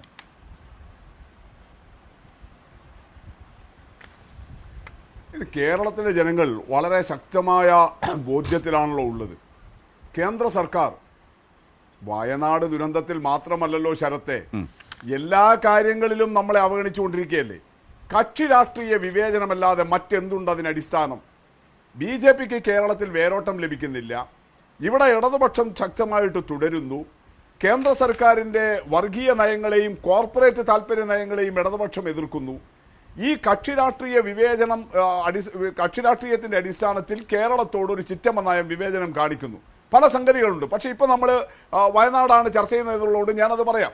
മുഖ്യമന്ത്രി തന്നെ ഇന്ന് പറഞ്ഞ വിഴിഞ്ഞം VGF ഉൾപ്പെടെയുള്ള പ്രശ്നങ്ങൾ പിന്നാലെ വരുന്നുണ്ട്. ചിലപ്പോൾ ഒരു പക്ഷേ ശരത്ത് അത് പ്രത്യേകമായിട്ട് ചർച്ചയ്ക്ക് എടുക്കുമായിരിക്കും. നിങ്ങൾ നോക്ക്, നമ്മുടെ മുമ്പിലുള്ള അവസ്ഥ എന്താ? ജൂലൈ 30 ഈ ദുരന്തം നടന്ന് ആഗസ്റ്റ് 17-ാം തീയതി കേരളം ആദ്യത്തെ മെമ്മോറാണ്ടം കൊടുക്കുന്നു. ആ മെമ്മോറാണ്ടത്തിലാണ് അടിയന്തര സഹായമായി 1202 കോടി രൂപ 1202 കോടി രൂപ നമ്മൾ ആവശ്യപ്പെടുന്നത്. കൃത്യം 17 ദിവസം കൊണ്ട് നമ്മളൊരു അസസ്മെൻറ്റ് നടത്തി അടിയന്തര സഹായത്തിന് വേണ്ട ഒരു മെമ്മോറാണ്ടം കൊടുക്കുകയാണ്. കൊടുത്തിട്ട് 4 മാസമായില്ലേ? ശരി, നിങ്ങൾ ഈ പോസ്റ്റ് ഡിസാസ്റ്റർ നീഡ് അസസ്മെൻറ്റിൻ്റെ PDNA കാര്യം പറഞ്ഞിട്ട് കഴിഞ്ഞ ദിവസം പാർലമെൻറ്റിൽ തെറ്റിദ്ധാരണയുണ്ടാക്കിയ കേന്ദ്ര ആഭ്യന്തരമന്ത്രിയുടെ അമിത്ഷായുടെ പ്രസ്താവനയാണ് നിങ്ങൾ ഉദ്ധരിക്കുന്നതെങ്കിൽ അത് 2220 കോടി രൂപയാണ്. അതെവിടത്തേക്ക്? ചൂരൽമലയ്ക്ക് വേണ്ടി മാത്രം. കോഴിക്കോട്ടെ വിലങ്ങാടിന് വേണ്ടിയിട്ട് 98 കോടി വേറെയുണ്ട്. അത് രണ്ടും ചേർന്നതാണ് PDNA. അതല്ലല്ലോ, അത് നവംബർ 11 കൊടുത്തതാ. പക്ഷെ നമ്മൾ ഈ ദുരന്തം നടന്നിട്ട് പ്രധാനമന്ത്രി വന്നു പോയിട്ട് 7 നാൾ കഴിഞ്ഞ് ആഗസ്റ്റ് 17 കൊടുത്ത മെമ്മോറാണ്ടത്തെ അടിസ്ഥാനപ്പെടുത്തിയിട്ടുള്ള എന്ത് സഹായം തന്നു? നിങ്ങൾ കാണേണ്ടത് അന്ന് പ്രധാനമന്ത്രിയുടെ കൂടെ അദ്ദേഹം സന്ദർശിക്കാൻ വന്ന ദിവസങ്ങളിൽ കേന്ദ്ര സംഘവും വന്നല്ലോ ശരത്തെ. വിഷ്ണുവിന് ഓർമ്മയുണ്ടാവുമല്ലോ. കേന്ദ്ര സംഘവും അവിടെ വന്നു. എന്നിട്ട് 3-4 ദിവസം അവിടെ നിന്ന് കേരളത്തിലെ ഉദ്യോഗസ്ഥരോടൊപ്പം അതെല്ലാം പരിശോധിച്ചില്ലേ? ആ കേന്ദ്ര സംഘത്തിൻ്റെ റിപ്പോർട്ട് എവിടെ? ശരി, ഞങ്ങൾ കൊടുക്കാൻ കാലതാമസം ഉണ്ടായി. നിങ്ങൾ ആഭ്യന്തരമന്ത്രി അങ്ങനെയാണല്ലോ പറയുന്നത്, ഞങ്ങൾ ഇപ്പേ കൊടുത്തുള്ളൂ. പക്ഷെ അന്ന് ആഗസ്റ്റിൽ പ്രധാനമന്ത്രി സന്ദർശിച്ച ദിവസങ്ങളിൽ വന്നിട്ട്, ദുരന്തമുണ്ടായ ആ സന്ദർഭങ്ങളിൽ വന്നിട്ട്, അവിടെ ദുരിതാശ്വാസ പ്രവർത്തനങ്ങൾ മെയ് കൈ മറന്ന് നടന്നുകൊണ്ടിരിക്കുമ്പോൾ ഈ കേന്ദ്ര ഉദ്യോഗസ്ഥർ വന്ന് നടത്തിയ പരിശോധനയുടെ റിപ്പോർട്ട് എവിടെ? ആ റിപ്പോർട്ട് കേന്ദ്രത്തിന് കൊടുത്തിട്ടുണ്ടാവല്ലോ. എന്നാൽ ആ കേന്ദ്ര സർക്കാർ നിയോഗിച്ച ഉദ്യോഗസ്ഥന്മാരുടെ പരിശോധനാ സംഘത്തിൻ്റെ റിപ്പോർട്ടിനെ അടിസ്ഥാനപ്പെടുത്തിയിട്ടെങ്കിലും നിങ്ങൾക്കൊരു ഉറപ്പിക തന്നൂടെ? അത് തന്നോ നിങ്ങൾ? ശരി, ഞങ്ങളുടെ കണക്കില്ല. ഈ വിഷ്ണുവിനെ പോലുള്ള ഒരാൾ ഇവിടെ കണക്കില്ല, ചായക്കടക്കാരൻ്റെ കണക്ക് പോലും നോക്കുന്നത്. അത് നല്ലതാ. ശരത്ത് ഓർമ്മിപ്പിച്ചതുപോലെ ഒരു വലിയ ചായക്കടക്കാരൻ്റെ പേര് പറഞ്ഞിട്ടാണല്ലോ നിങ്ങൾ നിൽക്കുന്നത്. അയാൾക്ക് സ്വന്തം ചായക്കടയുടെ കണക്ക് പോലും ഓഡിറ്റ് ചെയ്യേണ്ട കാര്യമില്ല. പക്ഷെ നിങ്ങൾ നിയോഗിക്കുന്ന ഉദ്യോഗസ്ഥൻ, നിങ്ങൾ നിയോഗിക്കുന്നതെന്ന് പറഞ്ഞാൽ കേന്ദ്ര സർക്കാർ എന്നുള്ള അർത്ഥത്തിലല്ല, ഭരണഘടനാ സ്ഥാപനമല്ലേ. ഞങ്ങൾക്ക് അഭിമാനമേ ഉള്ളൂ. അദ്ദേഹം സ്വന്തമായി തൊഴിൽ ചെയ്ത് തന്നെയാണ് തൻ്റെ ചെറിയ ബാല്യത്തിൽ പോലും ജീവിച്ചിട്ടുള്ളത്. അല്ലാതെ നാട്ടുകാരെ പറ്റിച്ചും കട്ടുമെന്നല്ല ജീവിച്ചിട്ടുള്ളത്. അങ്ങനെ ജീവിച്ചവർക്ക് അദ്ദേഹം ഒരു തൊഴിൽ ചെയ്തു എന്ന് പറഞ്ഞ് അദ്ദേഹത്തെ അപമാനിക്കാൻ നോക്കിയാൽ ഞങ്ങൾക്ക് അപമാനമൊന്നുമില്ല. അദ്ദേഹം ചായക്കട നടത്തി തന്നെയാണ് അദ്ദേഹവും കുടുംബവും ജീവിച്ചത്. അതിൽ അഭിമാനമേ ഉള്ളൂ. വിഷ്ണുവിന്റെ പാർട്ടി അപ്പോൾ ബാക്കിയുള്ളവരൊക്കെ എങ്ങനെയാണെന്നാണോ വിഷ്ണു തന്നെ പറഞ്ഞു? നിങ്ങൾ ഒരു പ്രധാനമന്ത്രി ചായക്കട നടത്തിയതിനെ പറ്റിയൊക്കെ ഇങ്ങനെ ഒരു ആക്ഷേപം എന്ന രീതിയിൽ പറയുമ്പോൾ അതിന് കൃത്യമായ ഞങ്ങൾക്ക് മറുപടി ഉണ്ട്. ഓക്കെ പറഞ്ഞു കഴിഞ്ഞല്ലോ. ഇനി മുസ്തഫ പൂർത്തിയാക്കും. അല്ല, അതെ, വിവാഹം കഴിച്ച ഭാര്യയെ കൃത്യമായി നോക്കാതെ അവരെ ഒന്ന് വിവാഹമോചനം പോലും നടത്താതെ അവർക്ക് വേറെ വിവാഹം കഴിക്കാനുള്ള അവസരം പോലും നിഷേധിച്ചിട്ട് നിൽക്കുന്നയാളെ കുറിച്ച് ഞാൻ വേറെ പറയുന്നില്ല. അങ്ങനെ ചർച്ച കൊണ്ടുപോകേണ്ട ചായക്കടക്കാരുടെ കണക്കിനെ കുറിച്ച് പറഞ്ഞത്. അതുകൊണ്ട് ഞാൻ പറഞ്ഞു പോട്ടെ. അപ്പൊ അതുകൊണ്ട് താങ്കൾ ഈ ചായക്കടക്കാരന്റെ മഹത്വം പറയുമ്പോൾ അതും കൂടി ഓർമ്മിപ്പിക്കണം ഈ സമൂഹത്തെ. സ്വീകരിച്ചിട്ടുണ്ട്. നിങ്ങൾ അതിൽ വെറുതെ നിങ്ങൾ തമ്മിൽ പറഞ്ഞോണ്ടാ ഞാൻ വിഷ്ണുവിന് വിശദീകരണത്തിനുള്ള അവസരം തന്നില്ലെങ്കിലാണ് പ്രശ്നം. അദ്ദേഹം ലീഗലി സെപ്പറേറ്റ് അതല്ല, അദ്ദേഹം കൃത്യമായി സർക്കാരിന് മുന്നിൽ ആയിക്കോട്ടെ, അദ്ദേഹം പറഞ്ഞു വിഷ്ണു വിശദീകരണം പറയുന്നു. പിന്നെ അല്ല, അതിന് അവസരമില്ലെങ്കിലാണ് ഞാൻ ഇടപെടുന്നത്. രണ്ടുപേരും വിശദീകരിച്ചു. ഇനി വിഷയത്തിലേക്ക് ബാക്കി കാര്യങ്ങൾ അത് പിൻവലിക്കേണ്ടതാണ്. അങ്ങനെയാണെങ്കിൽ നിങ്ങളുടെ നേതാക്കന്മാരുടെ വിഷ്ണുവിന്റെ വിയോജിപ്പ് രേഖപ്പെടുത്തിയല്ലോ. വിഷ്ണുവിന്റെ വിയോജിപ്പ് BJP പ്രതിനിധി എന്ന നിലയിലുള്ള വിയോജിപ്പ് താങ്കൾ രേഖപ്പെടുത്തി, അതും കേട്ടു. ഇനി വിഷയത്തിലേക്ക്, ബാക്കി വിഷയത്തിലേക്ക് വരൂ. ശ്രീ നിങ്ങൾ ഇങ്ങനെയാണോ ചർച്ച നയിക്കുന്നത്? ശരത്തെ, മുഖ്യമന്ത്രിയുടെ സ്വകാര്യ ജീവിതം അല്ലെങ്കിൽ പ്രധാനമന്ത്രിയുടെ സ്വകാര്യ ജീവിതത്തെയാണോ പറയുന്നത്? ഞങ്ങൾ മുഖ്യമന്ത്രിയുടെ വീട്ടിലോട്ട് പോട്ടെ, മുഖ്യമന്ത്രിയുടെ വീട്ടിൽ നടന്ന സ്വകാര്യമായ ഇതേ ചർച്ചയിലല്ലേ താങ്കൾ ഈ വിയോജിപ്പ് രേഖപ്പെടുത്തുന്നത്? പറയട്ടെ, ഈ വിയോജിപ്പ് BJP പ്രതിനിധി എന്ന നിലയിൽ താങ്കൾ രേഖപ്പെടുത്തുന്നത് ഇതേ ചർച്ചയിലല്ലേ? താങ്കൾക്ക് അതിനുള്ള അവസരം നിഷേധിച്ചിട്ടില്ലല്ലോ. ഒഴിവുകാല കാലത്തെ പറഞ്ഞല്ലോ. പറയട്ടെ, താങ്കൾ വിയോജിച്ചല്ലോ. പല കാര്യങ്ങൾ ഇവിടെ നിന്ന് പറയാൻ ഉദ്ദേശിക്കാത്തത് എന്റെ മര്യാദ കൊണ്ട് മാത്രം. ശരി, താങ്കൾ അത് പറഞ്ഞല്ലോ, പറഞ്ഞു കഴിഞ്ഞു. താങ്കൾ പറഞ്ഞതും കേട്ടു. ശ്രീ മുസ്തഫ പറഞ്ഞു വെച്ചു. ശ്രീ BG വിഷ്ണു അതിൽ താങ്കളുടെ കൃത്യമായ അഭിപ്രായ വ്യത്യാസവും വിയോജിപ്പും പറഞ്ഞു. അതവിടെ വ്യക്തമാക്കപ്പെട്ടു. ബാക്കി കാര്യങ്ങളിലേക്ക് എന്നെ സംബന്ധിച്ച് ഈ വിഷയമാണ് പ്രധാനം. കേരളത്തിന് കിട്ടേണ്ട അവകാശവും ആനുകൂല്യവും അർഹതപ്പെട്ടതും കിട്ടുക എന്നുള്ളതാണ് ഈ ചർച്ചയിലൂടെ നമ്മൾ ഉദ്ദേശിക്കുന്ന ഒരു കാര്യം. ശ്രീ മുസ്തഫ, അതിലേക്ക് ക്യുക്കായിട്ട് ബാക്കി കാര്യങ്ങൾ എന്താണ്? ശ്രീ നരേന്ദ്രമോദി നേതൃത്വം നൽകുന്ന കേന്ദ്ര സർക്കാർ കേരളത്തോട് കാണിക്കുന്ന വിവേചനം തുറന്നു കാണിക്കുമ്പോൾ, അത് ശരിയായ നിലയിൽ ഇവിടെ ചർച്ച ചെയ്യുമ്പോൾ അതിനകത്തുള്ള പരാമർശങ്ങളെ വേറൊരു വഴിക്ക് കൊണ്ടുപോയിട്ട് ചർച്ചയെ വഴിമാറ്റാൻ ഏതായാലും ശ്രമിക്കേണ്ട. ഞാൻ കൃത്യമായിട്ട് അത് തന്നെയാണ് പറയുന്നത്. നരേന്ദ്രമോദിയുടെ സർക്കാർ ഈ കേരളത്തോട് കാണിക്കുന്നത് രാഷ്ട്രീയ വിവേചനമാണ്, ചിറ്റമ്മ നയമാണ്. അദ്ദേഹം ഞാൻ നടത്തിയ ഒരു പരാമർശത്തിൽ കയറി പിടിക്കുമ്പോൾ കേന്ദ്ര സംഘത്തിന്റെ റിപ്പോർട്ട്, ആ റിപ്പോർട്ട് വെച്ചിട്ട് ഈ കേരളത്തിന് 4 മാസമായിട്ടും ഒരു ഉറുപ്പിക നൽകാത്തതിനെ കുറിച്ച് അദ്ദേഹം കയറി പിടിക്കാത്തത്, അദ്ദേഹം വികാരം കൊള്ളാത്തത്, മലയാളിയാണെങ്കിൽ കേരളീയനാണെങ്കിൽ BJP പ്രതിനിധിക്ക് അതിനകത്തും ഒരു വികാരം ഉണ്ടാകണ്ടേ? അപ്പൊ അങ്ങനെ തന്നെ കാണണം. ഈ ഞാൻ പറഞ്ഞല്ലോ, അദ്ദേഹം പറയുന്നത് പോലെ ഈ റിപ്പോർട്ടും കണക്കുമില്ലാത്തതാണ് കേരളത്തിന്റെ SDRF എങ്കിൽ പിന്നെ C&AG എന്ത് പണിയാ എടുക്കുന്നത്? കൺട്രോളർ ആൻഡ് ഓഡിറ്റർ ജനറൽ കേരളത്തിന്റെ എല്ലാ വകുപ്പുകളെയും നോക്കുന്നതല്ലേ? കേന്ദ്ര സർക്കാർ നൽകുന്ന പണം മാത്രമല്ലല്ലോ. ശരത്തെ, ഇന്ന് നമ്മുടെ മുന്നിൽ ഒരു റിപ്പോർട്ടുണ്ടല്ലോ CAG-യുടെ. എന്താ? കേരളത്തിലെ പൊതുമേഖലാ സ്ഥാപനങ്ങൾ അത് ഒരൊറ്റ ഉറുപ്പിക പോലും കേന്ദ്ര സർക്കാർ തരുന്നതല്ലല്ലോ. ഈ കഴിഞ്ഞ വർഷങ്ങളിൽ കേരളത്തിലെ പൊതുമേഖലാ സ്ഥാപനങ്ങൾ നടത്തിയ പ്രവർത്തനത്തിന്റെ പെർഫോമൻസിന്റെ റിപ്പോർട്ട് C&AG വെച്ചില്ലേ? 125ഓളം സ്ഥാപനങ്ങളിൽ 60-ലധികം സ്ഥാപനങ്ങൾ ഈ പിണറായി ഭരണകാലത്ത് വലിയ ലാഭത്തിലേക്ക് എത്തിയിരിക്കുന്നു. നമ്മൾ അങ്ങനെയെല്ലാം പോകുന്നു. പക്ഷേ വയനാടിന്റെ കാര്യത്തിൽ നേരത്തെ പറഞ്ഞ ആഗസ്റ്റ് 17 കൊടുത്ത മെമ്മോറാണ്ടം, ആ മെമ്മോറാണ്ടത്തെ കുറിച്ചിട്ട് എന്നിട്ട് BJP ഉൾപ്പെടെയുള്ള ആളുകൾ ഈ കേരളത്തിൽ ചർച്ച ചെയ്തത് എങ്ങനെയാ? എസ്റ്റിമേറ്റ് കൊടുത്തതിനെ എക്സ്പെൻഡിച്ചർ എന്ന് വ്യാഖ്യാനിച്ചിട്ട് പിണറായി വിജയൻ വയനാടിന്റെ പേരിൽ കള്ളക്കണക്ക് എഴുതി എന്നല്ലേ ആ മെമ്മോറാണ്ടത്തെ കുറിച്ചിട്ട് പ്രചരിപ്പിച്ചത്? ഓർമ്മയുണ്ടല്ലോ അത്. എത്ര ദിവസം BJP-യുടെ ആളുകൾ ഉൾപ്പെടെ അത് ഈ നാട്ടിൽ കേരള ഗവൺമെന്റിനെതിരായിട്ട് ചർച്ച ചെയ്തു. പിന്നെ എന്തേ അത് ആവർത്തിക്കാത്തത്? അങ്ങനെ ആ മെമ്മോറാണ്ടം ഉൾപ്പെടെയുള്ള വിഷയങ്ങൾ നിങ്ങൾ നോക്കൂ. അതിനകത്ത് പറഞ്ഞ കാര്യങ്ങൾ തന്നോ? ഇവിടെ ഇപ്പോ തമിഴ്നാട്, നമ്മുടെ തൊട്ടടുത്ത സംസ്ഥാനം സഹായിക്കണം.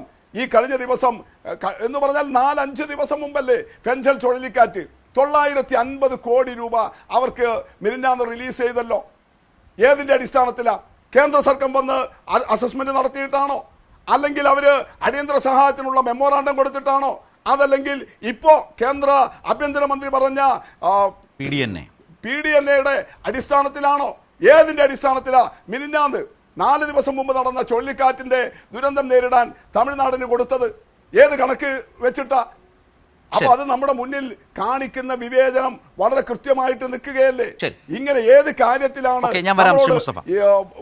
ശരിയായ നിലയിലുള്ള വിവേചനം അത്ര സ്പഷ്ടമാണ്? കാര്യം കൂടി ഇപ്പൊ പറഞ്ഞല്ലോ, ഈ കോടതിയുടെ പരാമർശം അതുകൂടി കോടതിയുടെ പരാമർശത്തിൽ ഇന്ന് പറഞ്ഞത് പോട്ടെ, കഴിഞ്ഞ ദിവസത്തെ കോടതിയുടെ പരാമർശമാണ് ഇവിടെ BJP പ്രതിനിധി ഉദ്ധരിച്ചത്. എന്താ അതിനെ ശരിയായ നിലയിൽ ഒന്ന് വിശകലനം ചെയ്യൂ. അത് ഒരു ഉന്നതമായ കോടതി അതിൻ്റെ ഓരോ ഭരണഘടനാ സ്ഥാപനത്തിനും നമ്മൾ 3 പില്ലറുകൾ പറയുന്നു. നമ്മുടെ ഭരണഘടനാ സ്ഥാപനങ്ങൾ, എക്സിക്യൂട്ടീവും ജുഡീഷ്യറിയും ലെജിസ്ലേച്ചറും, അതിൻ്റെ ഒരു അധികാര പരിധിക്കുള്ളിൽ നിന്നുകൊണ്ടുള്ള പരാമർശമാണോ? അന്നൊരു ജോയിന്റ് സെക്രട്ടറി റാങ്കിലുള്ള ഒരു ഉദ്യോഗസ്ഥനെ, സെക്രട്ടേറിയറ്റിലെ ജോയിന്റ് സെക്രട്ടറി റാങ്കിലുള്ള ഒരു ഉദ്യോഗസ്ഥനെ STRFന്റെ മെമ്പർ സെക്രട്ടറിയെ വിളിച്ചു വരുത്തിയിട്ട് ഹൈക്കോടതിയിലെ ജഡ്ജി നടത്തിയത് എന്ന് തോന്നുന്നുണ്ടോ? നിയമം പഠിച്ച ആളുകളായിരിക്കുമല്ലോ, കാര്യങ്ങളെ വിശകലനം ചെയ്യാൻ ശേഷിയുള്ളവരായിരിക്കുമല്ലോ.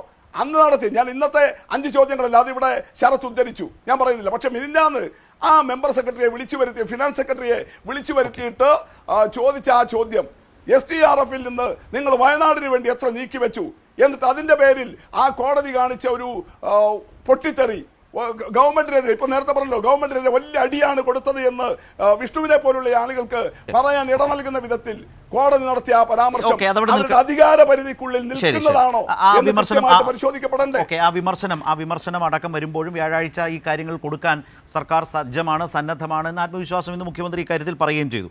ഇവിടെ ശ്രീ പൊടിപ്പാറ, ഏതായാലും സാധാരണ ഇത്തരം വരുമ്പോൾ നമ്മളെപ്പോഴും കാണുന്നതാണ് അപേക്ഷ കൊടുക്കാൻ വൈകി, അത് അപേക്ഷ അവ്യക്തമാണ്, ചട്ടപ്രകാരമല്ല, അതിനകത്ത് ഒരുപാട് കാര്യങ്ങൾ ഇനിയും വ്യക്തത കിട്ടാത്തതുണ്ട്, ഇങ്ങനെ കുറേ സെറ്റ് ചെയ്ത് വെക്കുന്ന ചില ഒബ്ജെക്ഷൻസ് ഉണ്ടാകാം. പക്ഷേ ഇവിടെ ഒരു കാര്യം വ്യക്തമാകുന്നൊരു കാര്യം, കേരളം കൊടുത്ത ഈ അപേക്ഷകളിലും ആവശ്യങ്ങളിലും ഒന്നും ആ നിലയിലുള്ള ഒരു പ്രശ്നമില്ല, അങ്ങനെ ഒരു കേസ് കേന്ദ്രത്തിനില്ല. കാരണം നവംബർ 13-ന് PDNA അപേക്ഷയും പ്രോജക്റ്റും കൊടുത്തു കഴിഞ്ഞു. അപ്പോൾ ഒരു തരത്തിലും കൊടുത്ത അപേക്ഷകളിൽ ഒരു തർക്കമില്ല. അതിലാകെ പറയുന്നത് നവംബർ 13-ന് കൊടുത്ത PDNAയുടെ കാര്യത്തിൽ മാത്രമാണ്. അപ്പോൾ ഒരു പോയിൻ്റ് അത്. അപ്പോൾ ഈ കാലതാമസം എന്ന് പറയുന്ന ഒരു പ്രശ്നം ഉന്നയിച്ചാൽ അത് അവർക്ക് തന്നെ തിരിച്ചടിയാവുന്നില്ലേ? ഉദാഹരണത്തിന് ഇപ്പം ഞാൻ ഒരു കാര്യം പറയും, ഇപ്പോൾ സിക്കിമിൽ 2023 ഒക്ടോബറിലും അതുപോലെ ഉത്തരാഖണ്ഡിലും 2023 ജനുവരിയിലും ഉത്തരാഖണ്ഡിലെ ജോഷിമഠിലും അതുപോലെ 2023 തന്നെ ജൂലൈയിൽ, അതായത് ഈ വർഷം ജൂലൈയിൽ ഹിമാചൽ പ്രദേശിലും ദുരന്തങ്ങളുണ്ടായി. പക്ഷേ അത് കഴിഞ്ഞ് ഈ PDNA തയ്യാറാക്കിയത് തന്നെ ദുരന്തം നടന്നിട്ട് 3 മാസങ്ങൾക്ക് ശേഷമാണ്. നമ്മൾ ഈ ദുരന്തം നടന്ന് 3 മാസങ്ങൾക്കുള്ളിൽ 90 ദിവസത്തിനുള്ളിൽ PDNAയും കൊടുത്തു. അതായത് ഫൈനൽ റിപ്പോർട്ടാണിത്. ആ PDNA കൊടുക്കുമ്പോൾ അതിനുവേണ്ടി നമ്മൾ എടുത്തൊരു എഫേർട്ട് കൂടി കാണണ്ടേ? അത് ഏതാണ്ട് ഒരു 583 പേജുകളുള്ള വളരെ സമഗ്രമായ റിപ്പോർട്ടാണ്. അതിനകത്ത് കേന്ദ്ര സർക്കാരിൻ്റെ പ്രതിനിധികളായി NDMAയിൽ നിന്നുള്ള അംഗങ്ങളുണ്ട്, കേരള സർക്കാരിൻ്റെ പ്രതിനിധികളായി KSDMAയിൽ നിന്നുള്ള പ്രതിനിധികളുണ്ട്, മറ്റു വിദഗ്ധരുണ്ട്. ഇവരെല്ലാം ചേർന്ന സംഘമാണ് പഠന റിപ്പോർട്ട് തരാം. നമ്മളൊക്കെ വാർത്തകളിൽ കണ്ടാണ് ഈ വിദഗ്ധ സംഘം അവിടെ പോയതും പരിശോധിച്ചു. അപ്പോൾ ഈ ദുരന്തത്തിൻ്റെ വസ്തുതാപരമായ പഠനങ്ങളുണ്ട്, ഡാറ്റ അനാലിസിസ് ഉണ്ട്, ഭൂപ്രദേശങ്ങളുമായി ബന്ധപ്പെട്ട മറ്റു പഠനം. കാരണം ഇത് ഭാവിയിൽ അവിടെ ഇവർ താമസിക്കുന്ന ടൗൺഷിപ്പും അല്ലെങ്കിൽ പുനരധിവാസവും സാധ്യമാണോ, അപകടകരമായ അവസ്ഥയുണ്ടോ, അതുപോലെ ദുരന്തത്തിൻ്റെ ആഴം, വ്യാപ്തി, അതിൻ്റെ ഏരിയൽ ഷോട്ട്സ്, ആകാശ ദൃശ്യങ്ങൾ, ഇതെല്ലാം തയ്യാറാക്കിയാണ് ഞാൻ മുമ്പ് പറഞ്ഞ 583 പേജുള്ള. അപ്പോൾ ദുരന്തമുണ്ടായി മാസങ്ങൾക്ക് ശേഷം മറ്റ് സംസ്ഥാനങ്ങൾ അതിലേക്ക് കടക്കുമ്പോഴാണ് 3 മാസത്തിനുള്ളിൽ, ചട്ടം പറയുന്നത് 90 ദിവസത്തിനുള്ളിൽ നിന്നാണ്. അതും ഈ ദുരന്തം ഉണ്ടാകുമ്പോൾ അങ്ങനെ ഒരു വ്യവസ്ഥ ഈ രാജ്യത്തില്ല. ഞാൻ നേരത്തെ അത് സൂചിപ്പിച്ചു, ശ്രീ പൊടിപ്പാറയ്ക്ക് അതറിയാം. അപ്പോൾ ഇങ്ങനെ ചെയ്ത കേരളത്തോട് കാലതാമസം എന്ന് വാദിച്ചാൽ ആ കേസും കേന്ദ്രത്തെ സംബന്ധിച്ച് നിലനിൽക്കില്ലല്ലോ.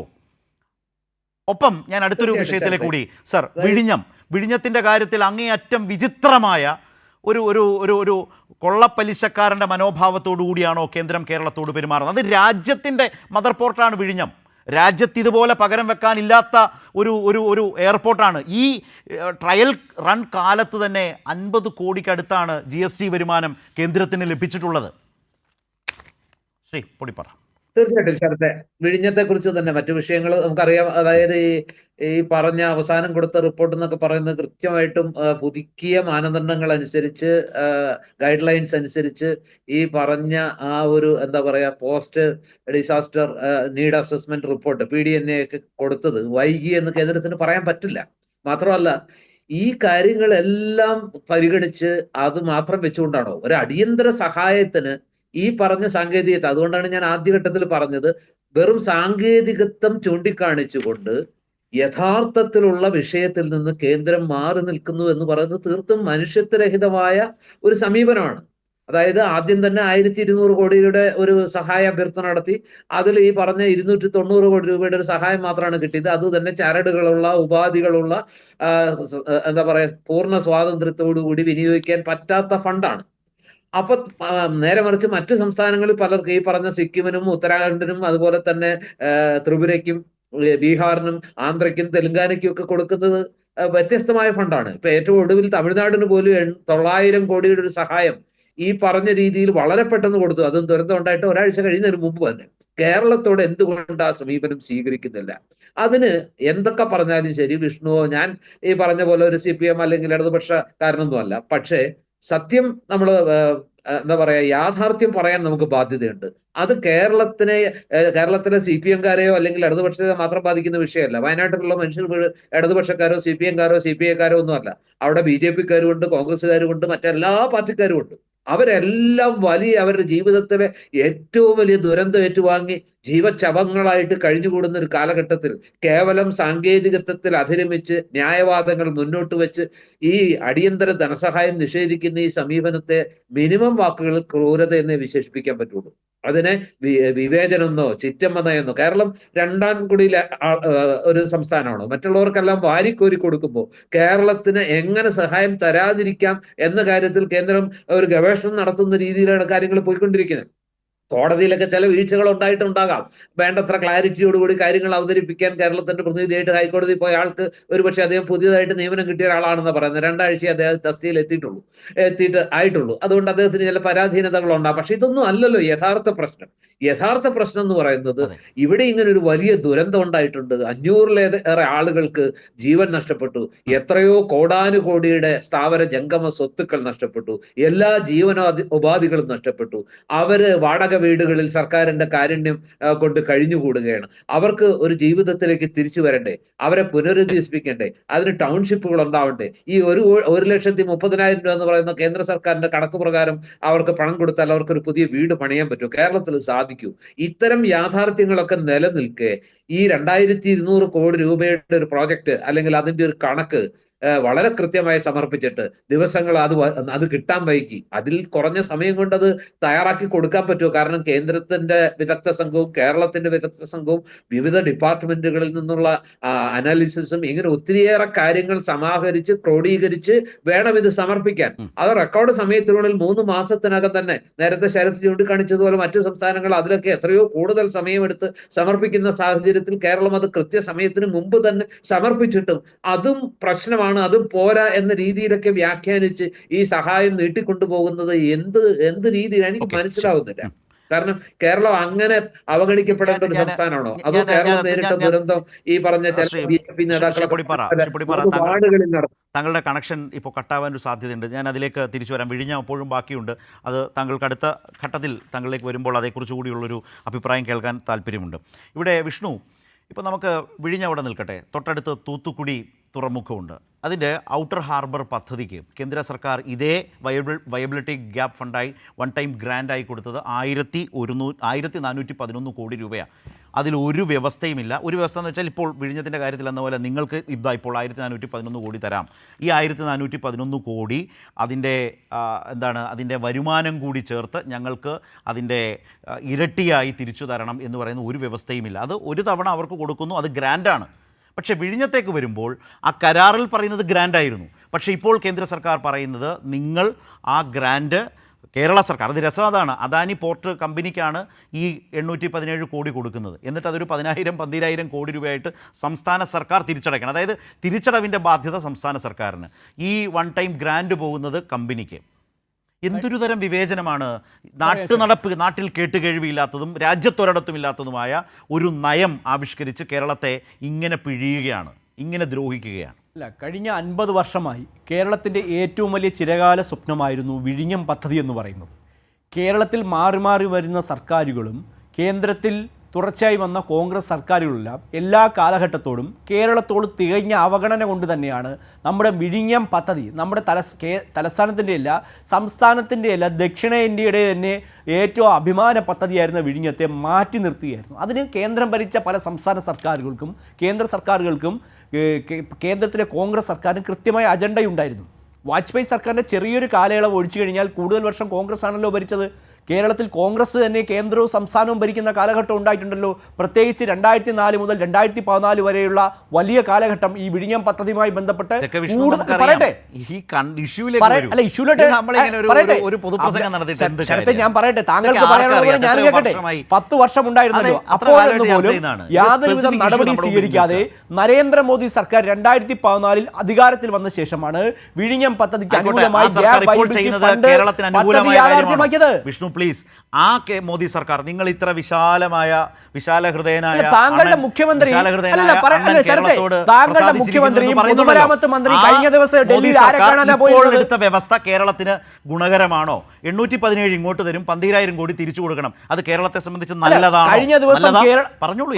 കഴിഞ്ഞ ദിവസം കേരള മുഖ്യമന്ത്രിയും ശ്രീ മുഹമ്മദ് റിയാസും അടക്കം കേന്ദ്രത്തിൽ ചെന്ന് നിതിൻ ഗഡ്കരിയെ കണ്ടല്ലോ. എന്നിട്ട് എന്താ പറഞ്ഞത്? കേരളത്തിന് ഏറ്റവും കൂടുതൽ സഹായങ്ങൾ നൽകിയ കേന്ദ്ര സർക്കാരിന്റെ ഭാഗത്ത് അദ്ദേഹത്തിന് പൊന്നാടയണിച്ച് സ്വീകരിച്ചല്ലോ.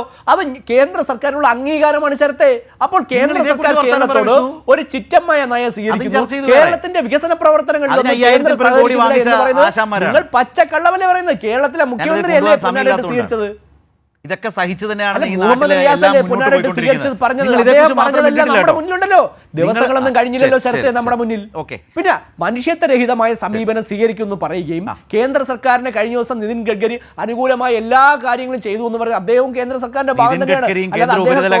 വേറെ ഇത് പോർട്ടാണ്, തുറമുഖവുമായി ബന്ധപ്പെട്ട വളരെ വസ്തുതാപരമായ അതേ തൊടാതെ വിഷ്ണു അങ്ങനെ പറയും. എനിക്ക് വിവേചനം ബിജെപിക്ക് 817 തന്നിട്ട് 10,000-ഉം 12,000 കോടിയും ഒരു സംസ്ഥാനം തിരിച്ചടയ്ക്കുക എന്ന് പറയുന്നത് കേരളത്തെ സംബന്ധിച്ച് വളരെ മെച്ചപ്പെട്ടതാണെന്ന് ഒരു BJP പ്രതിനിധിക്കും ഒരു ചർച്ചയിലും പറയാൻ കഴിയില്ല. അതുകൊണ്ട് വിഷ്ണു ഈ തുറമുഖത്തിന്റെ ഈ നാളിന്റെ ചരിത്രം, നാൾ വഴികൾ പറഞ്ഞു.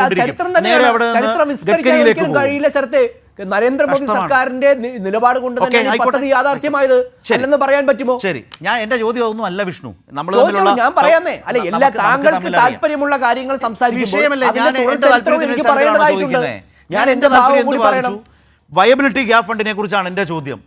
അതേക്കുറിച്ച് ഒരു BJP പ്രതിനിധി പറഞ്ഞില്ലാന്നേ ഞാൻ പറഞ്ഞു. അല്ല, ഞാൻ പറഞ്ഞല്ലോ ഇത് ആരുടെ കാലത്താണ് യാഥാർത്ഥ്യമായത്? നരേന്ദ്രമോദി സർക്കാർ. നിർമ്മലാ സീതാരാമനാണ് ഇത് പറഞ്ഞത്.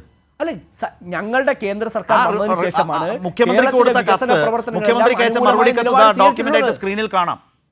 ശരി, ശ്രീ മുസ്തഫ, ഈ വയബിലിറ്റി ഗ്യാപ് ഫണ്ട് കേരളത്തിനൊരു വലിയ ബാധ്യതയായി മാറുന്ന നില വരുമ്പോൾ എന്ന പ്രശ്നം, ആക്ഷേപം ഗൗരവമായി നിൽക്കുമ്പോൾ BJP പ്രതിനിധി ഈ ചർച്ചയിൽ നടത്തിയ വിശദീകരണം പ്രശ്നത്തിൽ കേരളം നേരിടുന്ന ബുദ്ധിമുട്ടിനുള്ള ഒരു പരിഹാരമാണോ? അദ്ദേഹം പറഞ്ഞതിനകത്ത് കേന്ദ്രത്തെ ന്യായീകരിക്കാൻ കഴിയുന്ന ഏതെങ്കിലും ഒന്നുണ്ടോ? താങ്കൾ കേട്ടിരുന്ന താങ്കൾ എന്താണ് മറുപടി പറയുക അതേക്കുറിച്ച്?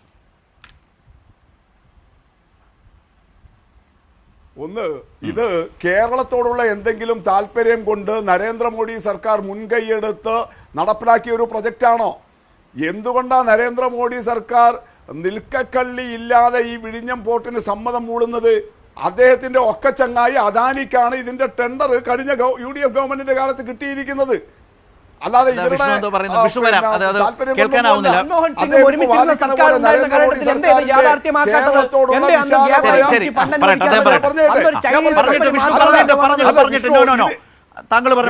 ശരിയല്ല. താങ്കൾ പറയുമ്പോ വിഷ്ണു, താങ്കൾ പറയുമ്പോൾ നമ്മൾ കേട്ടിരിക്കുന്നുണ്ട്. താങ്കൾ ഇത് ഒരു സഹിഷ്ണുതയോടെ കേൾക്കൂ. കേരളത്തോട് ഏത് കാര്യത്തിലാണ് ശരത്തെ? ഞാൻ 1-2 സംഗതികൾ കൂടി കൂട്ടിച്ചേർത്തോട്ടെ. വിഴിഞ്ഞം മാത്രമല്ലല്ലോ കേരളത്തിന്റെ വികസനം. ഈ നമ്മുടെ കോട്ടയം ജില്ലയിലെ വെള്ളൂരിൽ കേന്ദ്ര സർക്കാരിന്റെ ഉടമസ്ഥതയിൽ ഒരു ന്യൂസ് പ്രിന്റ് ഫാക്ടറി ഉണ്ടായിരുന്നില്ലേ? അദ്ദേഹം പറഞ്ഞ പഴയ കോൺഗ്രസ് ഭരണകാലത്ത് ആരംഭിച്ചത് ആ വെള്ളൂർ ഒരു വലിയ ടൗൺഷിപ്പ് ആയിരുന്നില്ലേ? ആയിരക്കണക്കിന് തൊഴിലാളികൾ, അവരുടെ കുടുംബങ്ങൾ, അവിടെ നിരവധി സ്ഥാപനങ്ങൾ, ബാങ്കുകൾ എല്ലാം ഉണ്ടായിരുന്നില്ലേ? ഈ ഗവൺമെന്റ് വന്നപ്പോൾ അത് അടച്ചുപൂട്ടി വിൽക്കാൻ വെച്ചു. കോട്ടയം ജില്ലയിലെ വെള്ളൂർ എന്ന് പറയുന്ന ടൗൺഷിപ്പേ ഇല്ലാതായില്ലേ? ബാങ്കുകൾ പൂട്ടിപ്പോയി, തൊഴിലാളികൾ വീട് വിട്ടു പോകേണ്ടി വന്നു. എന്നിട്ട് അവർ വിൽക്കാൻ വെച്ച ആ ന്യൂസ് പ്രിന്റ് ഫാക്ടറി ഈ പിണറായി സർക്കാർ ഏറ്റെടുത്ത് കേരള സർക്കാരിന്റെ ഉടമസ്ഥതയിലാക്കി ഇപ്പൊ പ്രവർത്തിപ്പിക്കാൻ തുടങ്ങിയിട്ട് 4 വർഷം. ആ ശ്മശാന മൂകതയിലായ വെള്ളൂർ തിരികെ വന്നില്ലേ? വടക്കേ അറ്റത്ത് കാസർഗോഡ് നേരത്തെ കേരള സർക്കാരിന്റെ ഉടമസ്ഥതയിൽ ഉണ്ടായിരുന്ന കെൽ എന്ന് പറയുന്ന ഫാക്ടറി വലിയ ഇലക്ട്രോണിക്സ് ഉൽപ്പന്നങ്ങൾ ഉണ്ടാക്കുന്നതാണ്. അതിനെ കോൺഗ്രസ് ഭരണകാലത്ത്, UPA ഭരണകാലത്ത് അത് ബെൽ ഏറ്റെടുത്തു, ഭാരത് ഹെവി ഇലക്ട്രിക്കൽസ് ഏറ്റെടുത്തു. ഇവർ വന്നപ്പോൾ 2014 നരേന്ദ്രമോദി പ്രധാനമന്ത്രിയായിട്ട് വന്നപ്പോൾ അത് അടച്ചുപൂട്ടിന്ന്. ബെല്ലിന്റെ കീഴിലുണ്ടായിരുന്ന കാസർകോട്ടെ പൊതുമേഖലാ സ്ഥാപനം അടച്ചുപൂട്ടി.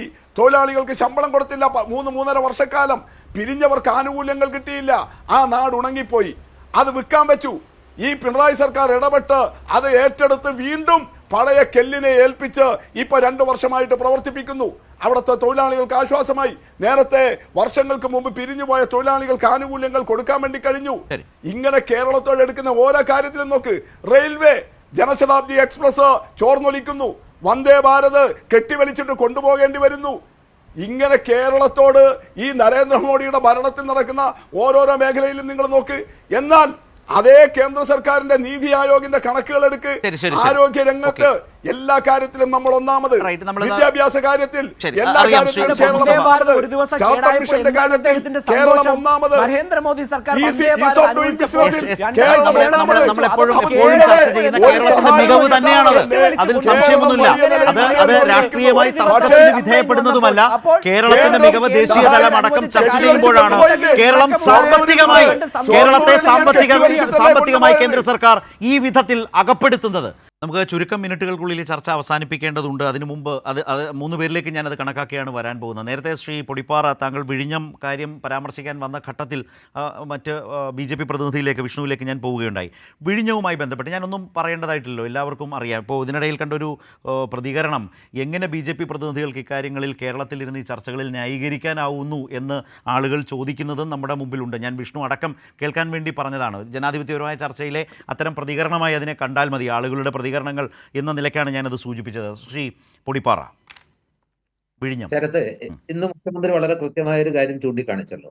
അതായത് ഈ വയബിലിറ്റി ഗ്യാപ് ഫണ്ട് എന്ന് പറഞ്ഞ പ്രോജക്റ്റുകൾക്ക് കേന്ദ്രം നൽകുന്ന സഹായങ്ങൾ ഇതുവരെ ഗ്രാൻഡായി മാത്രമേ പരിഗണിച്ചിട്ടുള്ളൂ. അത് തിരിച്ചടക്കേണ്ട ഒരു തുകയായിട്ട് ഇതുവരെ കണ്ടിട്ടില്ല. അതൊരു വായ്പയായിട്ട് ആദ്യമായിട്ടാണ്. ഇപ്പോൾ നമ്മൾ കൊച്ചിൻ മെട്രോയുടെ കാര്യത്തിൽ ഉദാഹരണം അത് ചൂണ്ടിക്കാണിച്ചു.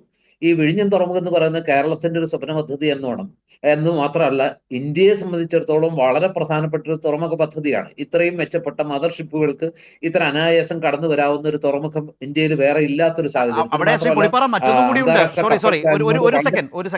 അതായത് അതിൽ മറ്റൊന്നുകൂടിയുണ്ട്. രാജ്യത്തിന്റെ മദർ പോർട്ടായി മാറുമ്പോൾ ഈ തുറമുഖം നിർമ്മിക്കുന്നതിലെ ഏറ്റവും വലിയ ഇൻവെസ്റ്റർ എന്ന് പറയുന്നത് സംസ്ഥാന സർക്കാരാണ്, കേരളമാണ്, നമ്മുടെ നാടാണ്.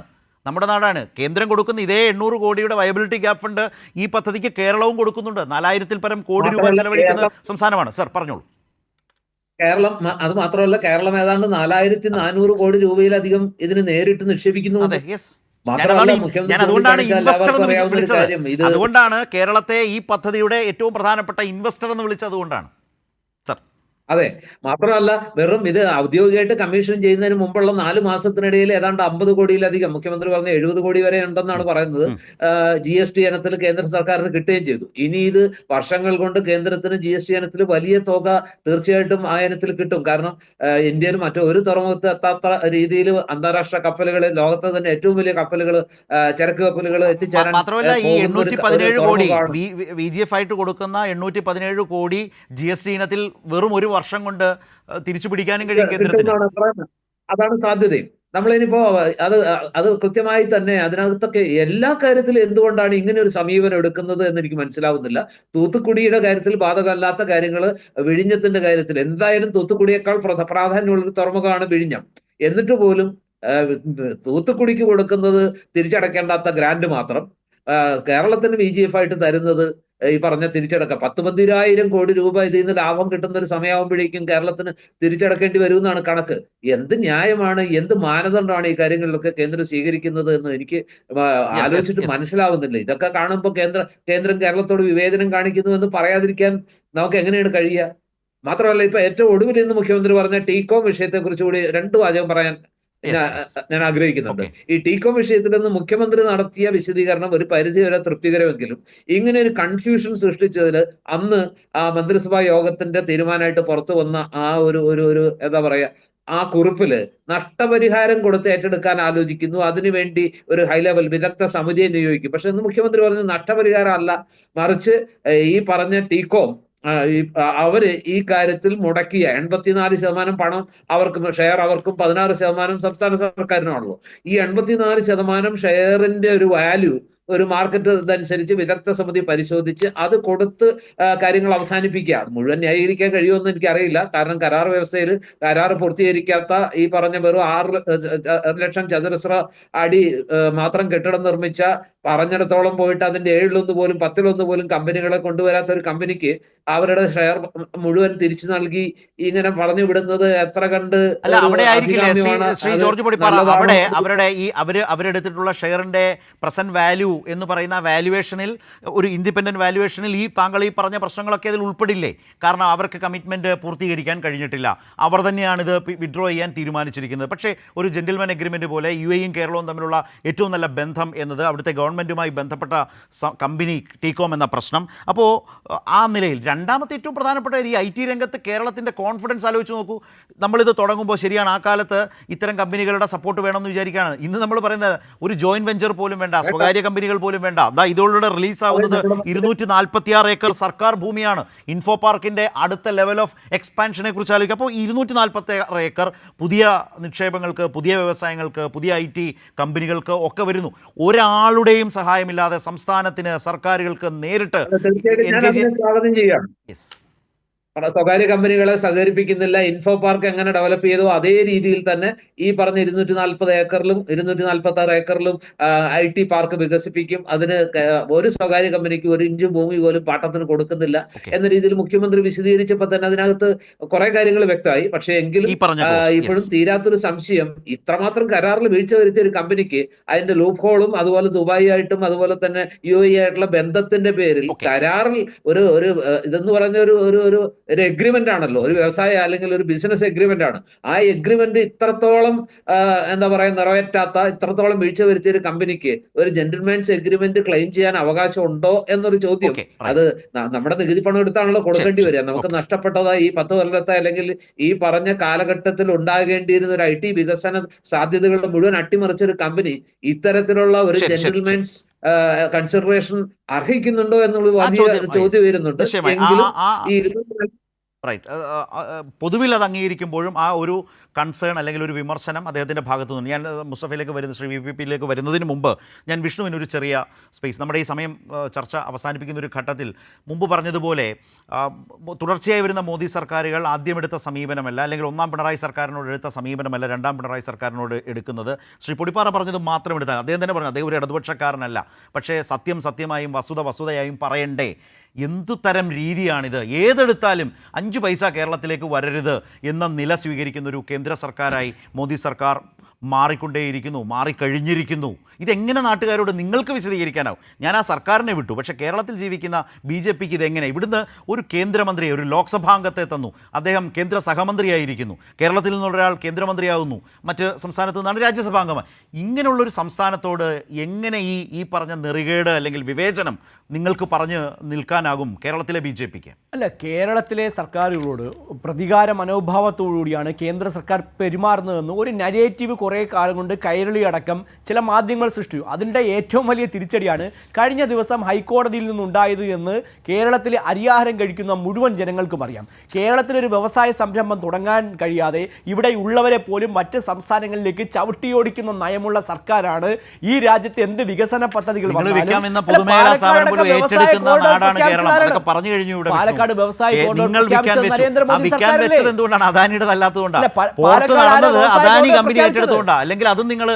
പാലക്കാട് ആരാണ് വ്യവസായ കോറിഡോർ പ്രഖ്യാപിച്ചത്? നരേന്ദ്രമോദി സർക്കാരല്ലേ? സഹായങ്ങളും നൽകുന്ന സർക്കാരാണ് മോദി സർക്കാർ. ശരി, ഞാൻ ശ്രീ VP മുസ്തഫ, വിഷ്ണു പറഞ്ഞു നിർത്തിയത് അവിടെയാണ്. അതിലേക്ക് ദീർഘമായി പോകാതെ തന്നെ ഇവിടെ ശ്രീ പൊടിപ്പാറ ടീകോമുമായി ബന്ധപ്പെട്ട കാര്യത്തിൽ മുഖ്യമന്ത്രി പറഞ്ഞതിനെ അംഗീകരിക്കുമ്പോൾ തന്നെ അതിൽ അദ്ദേഹം ഉന്നയിച്ച ഒരു കൺസേൺ ഉണ്ട്, അല്ലെങ്കിൽ ഒരു വിമർശനത്തിൻ്റെ ഇടമുണ്ട്. ഒരു ക്വിക്ക് മറുപടി, നമുക്ക് ചർച്ച അവസാനിപ്പിക്കാൻ സമയമാണ്. അല്ല, അതിൽ കൺഫ്യൂഷൻ ഉണ്ടാകേണ്ട കാര്യമില്ല. യഥാർത്ഥത്തിൽ മുഖ്യമന്ത്രി ഇന്ന് വിശദീകരിച്ചതാണ്. കൺഫ്യൂഷൻ ഉണ്ടാക്കാനാണ് ശ്രമിച്ചത്. നഷ്ടപരിഹാരം ടീകോം കമ്പനിക്ക് കൊടുക്കാൻ പോകുന്നു എന്ന മട്ടിലാണ് നരേഷൻ ഉണ്ടായത്. അത് ശരിയല്ല. നമ്മൾ കാണേണ്ടത് ഈ കമ്പനി അങ്ങനെ ചിന്തിക്കുന്നത് ശരിയാണോന്നാണ് പൊടിപ്പാറ ചോദിച്ചത്. ഇപ്പോൾ ടീകോമിനാണ് ഉള്ളത്. അല്ല മുസ്തഫ, അദ്ദേഹം ചോദിച്ചത് അതിലെന്തിനൊരു വിട്ടുവീഴ്ച ചെയ്യണം? നഷ്ടപരിഹാരം യഥാർത്ഥത്തിൽ അവർ തരാൻ ബാധ്യസ്ഥമല്ലെന്നാണ് അദ്ദേഹത്തിന്റെ ചോദ്യം. വിട്ടുവീഴ്ച ചെയ്യുന്നില്ലല്ലോ. പറഞ്ഞോളൂ. ശരത്തെ നമ്മൾ വിട്ടുവീഴ്ച ചെയ്യുന്നില്ല. നമ്മൾ എന്താ ചെയ്യുന്നത്? ആ കമ്പനിയുടെ ഓഹരി ഗവൺമെന്റ് വാങ്ങിക്കുന്നു, അവരെ പൂർണ്ണമായിട്ടും ഒഴിവാക്കുന്നു. കാരണം അവരെ വെച്ചിട്ട് ഇനി ഈ സ്മാർട്ട് സിറ്റി പ്രോജക്റ്റ് മുന്നോട്ട് പോകില്ല. അപ്പൊ അവരുടെ ഓഹരി അവരുടെ കയ്യിലല്ലേ ഉള്ളത്. ആ ഓഹരി എത്രയാണ് എന്ന് വില നിർണ്ണയിക്കാനാണ് ഇൻഡിപെൻഡന്റ് ഇവാലുവേറ്റർ നിശ്ചയിക്കുന്നത്. അങ്ങനെയാണ് അത് ചെയ്യുക. മറ്റേത് നേരത്തെ പറഞ്ഞ പോലെ മുഖ്യമന്ത്രി അത് കൃത്യമായിട്ട് പറഞ്ഞു. എന്തുകൊണ്ട് ആർബിട്രേഷന് പോകുന്നില്ല? കമ്പനി കരാറുകൾ പാലിച്ചില്ല, അതിന്റെ ഭാഗമായിട്ട് നഷ്ടപരിഹാരം ഈടാക്കണം കമ്പനിയിൽ നിന്ന്. അപ്പൊ നമ്മൾ ഏതിനാണ് പോകേണ്ടത്? ആർബിട്രേഷന് പോയാൽ ഉണ്ടാകുന്ന കാലതാമസത്തിന്റെ പ്രശ്നം എറണാകുളത്തെ തന്നെ മറ്റു ചില പ്രോജക്റ്റുകളിലുള്ള അനുഭവം മുഖ്യമന്ത്രി ഇന്ന് സാന്ദർഭികമായിട്ട് പരാമർശിച്ചു. അതുകൊണ്ടാണ് ആർബിട്രേഷന് പോകാതെ എത്രയും വേഗം വികസനം നടക്കണം, പരമാവധി ആളുകൾക്ക് തൊഴിൽ കൊടുക്കണം. അതിനാവശ്യമായ നിലയിൽ ഈ ഭൂമി ഉപയോഗിക്കാൻ അവരുടെ കൈവശമാണ് 84% ഓഹരി. ആ ഓഹരി സംസ്ഥാന സർക്കാർ വാങ്ങിക്കുകയാണ് ചെയ്യുന്നത്. അതാണ് ഇടപാട്. അല്ലാതെ അവർക്ക് നഷ്ടപരിഹാരം കൊടുക്കലോ അവർക്ക് ഏതെങ്കിലും തരത്തിൽ സമാശ്വാസം കൊടുക്കലോ അല്ല. ആ ഓഹരി ഗവൺമെന്റ് വാങ്ങിച്ച് ഈ കമ്പനി സ്മാർട്ട് സിറ്റി കമ്പനിയിൽ നിന്ന് ചോദ്യമുണ്ട്. മുസ്തഫയുടെ ഒരു ചോദ്യമുണ്ട്, ചെറിയ ചോദ്യം. അതായത് ആ നഷ്ടപരിഹാരത്തിനുള്ള രീതിയിലേക്ക് കാര്യങ്ങൾ പോയത് ആ മന്ത്രിസഭാ കുറിപ്പിന്റെ പേരിലാണ് അങ്ങനെ ഉണ്ടായത്. ആശയക്കുഴപ്പം അതുകൊണ്ടല്ലേ എന്നാണ്.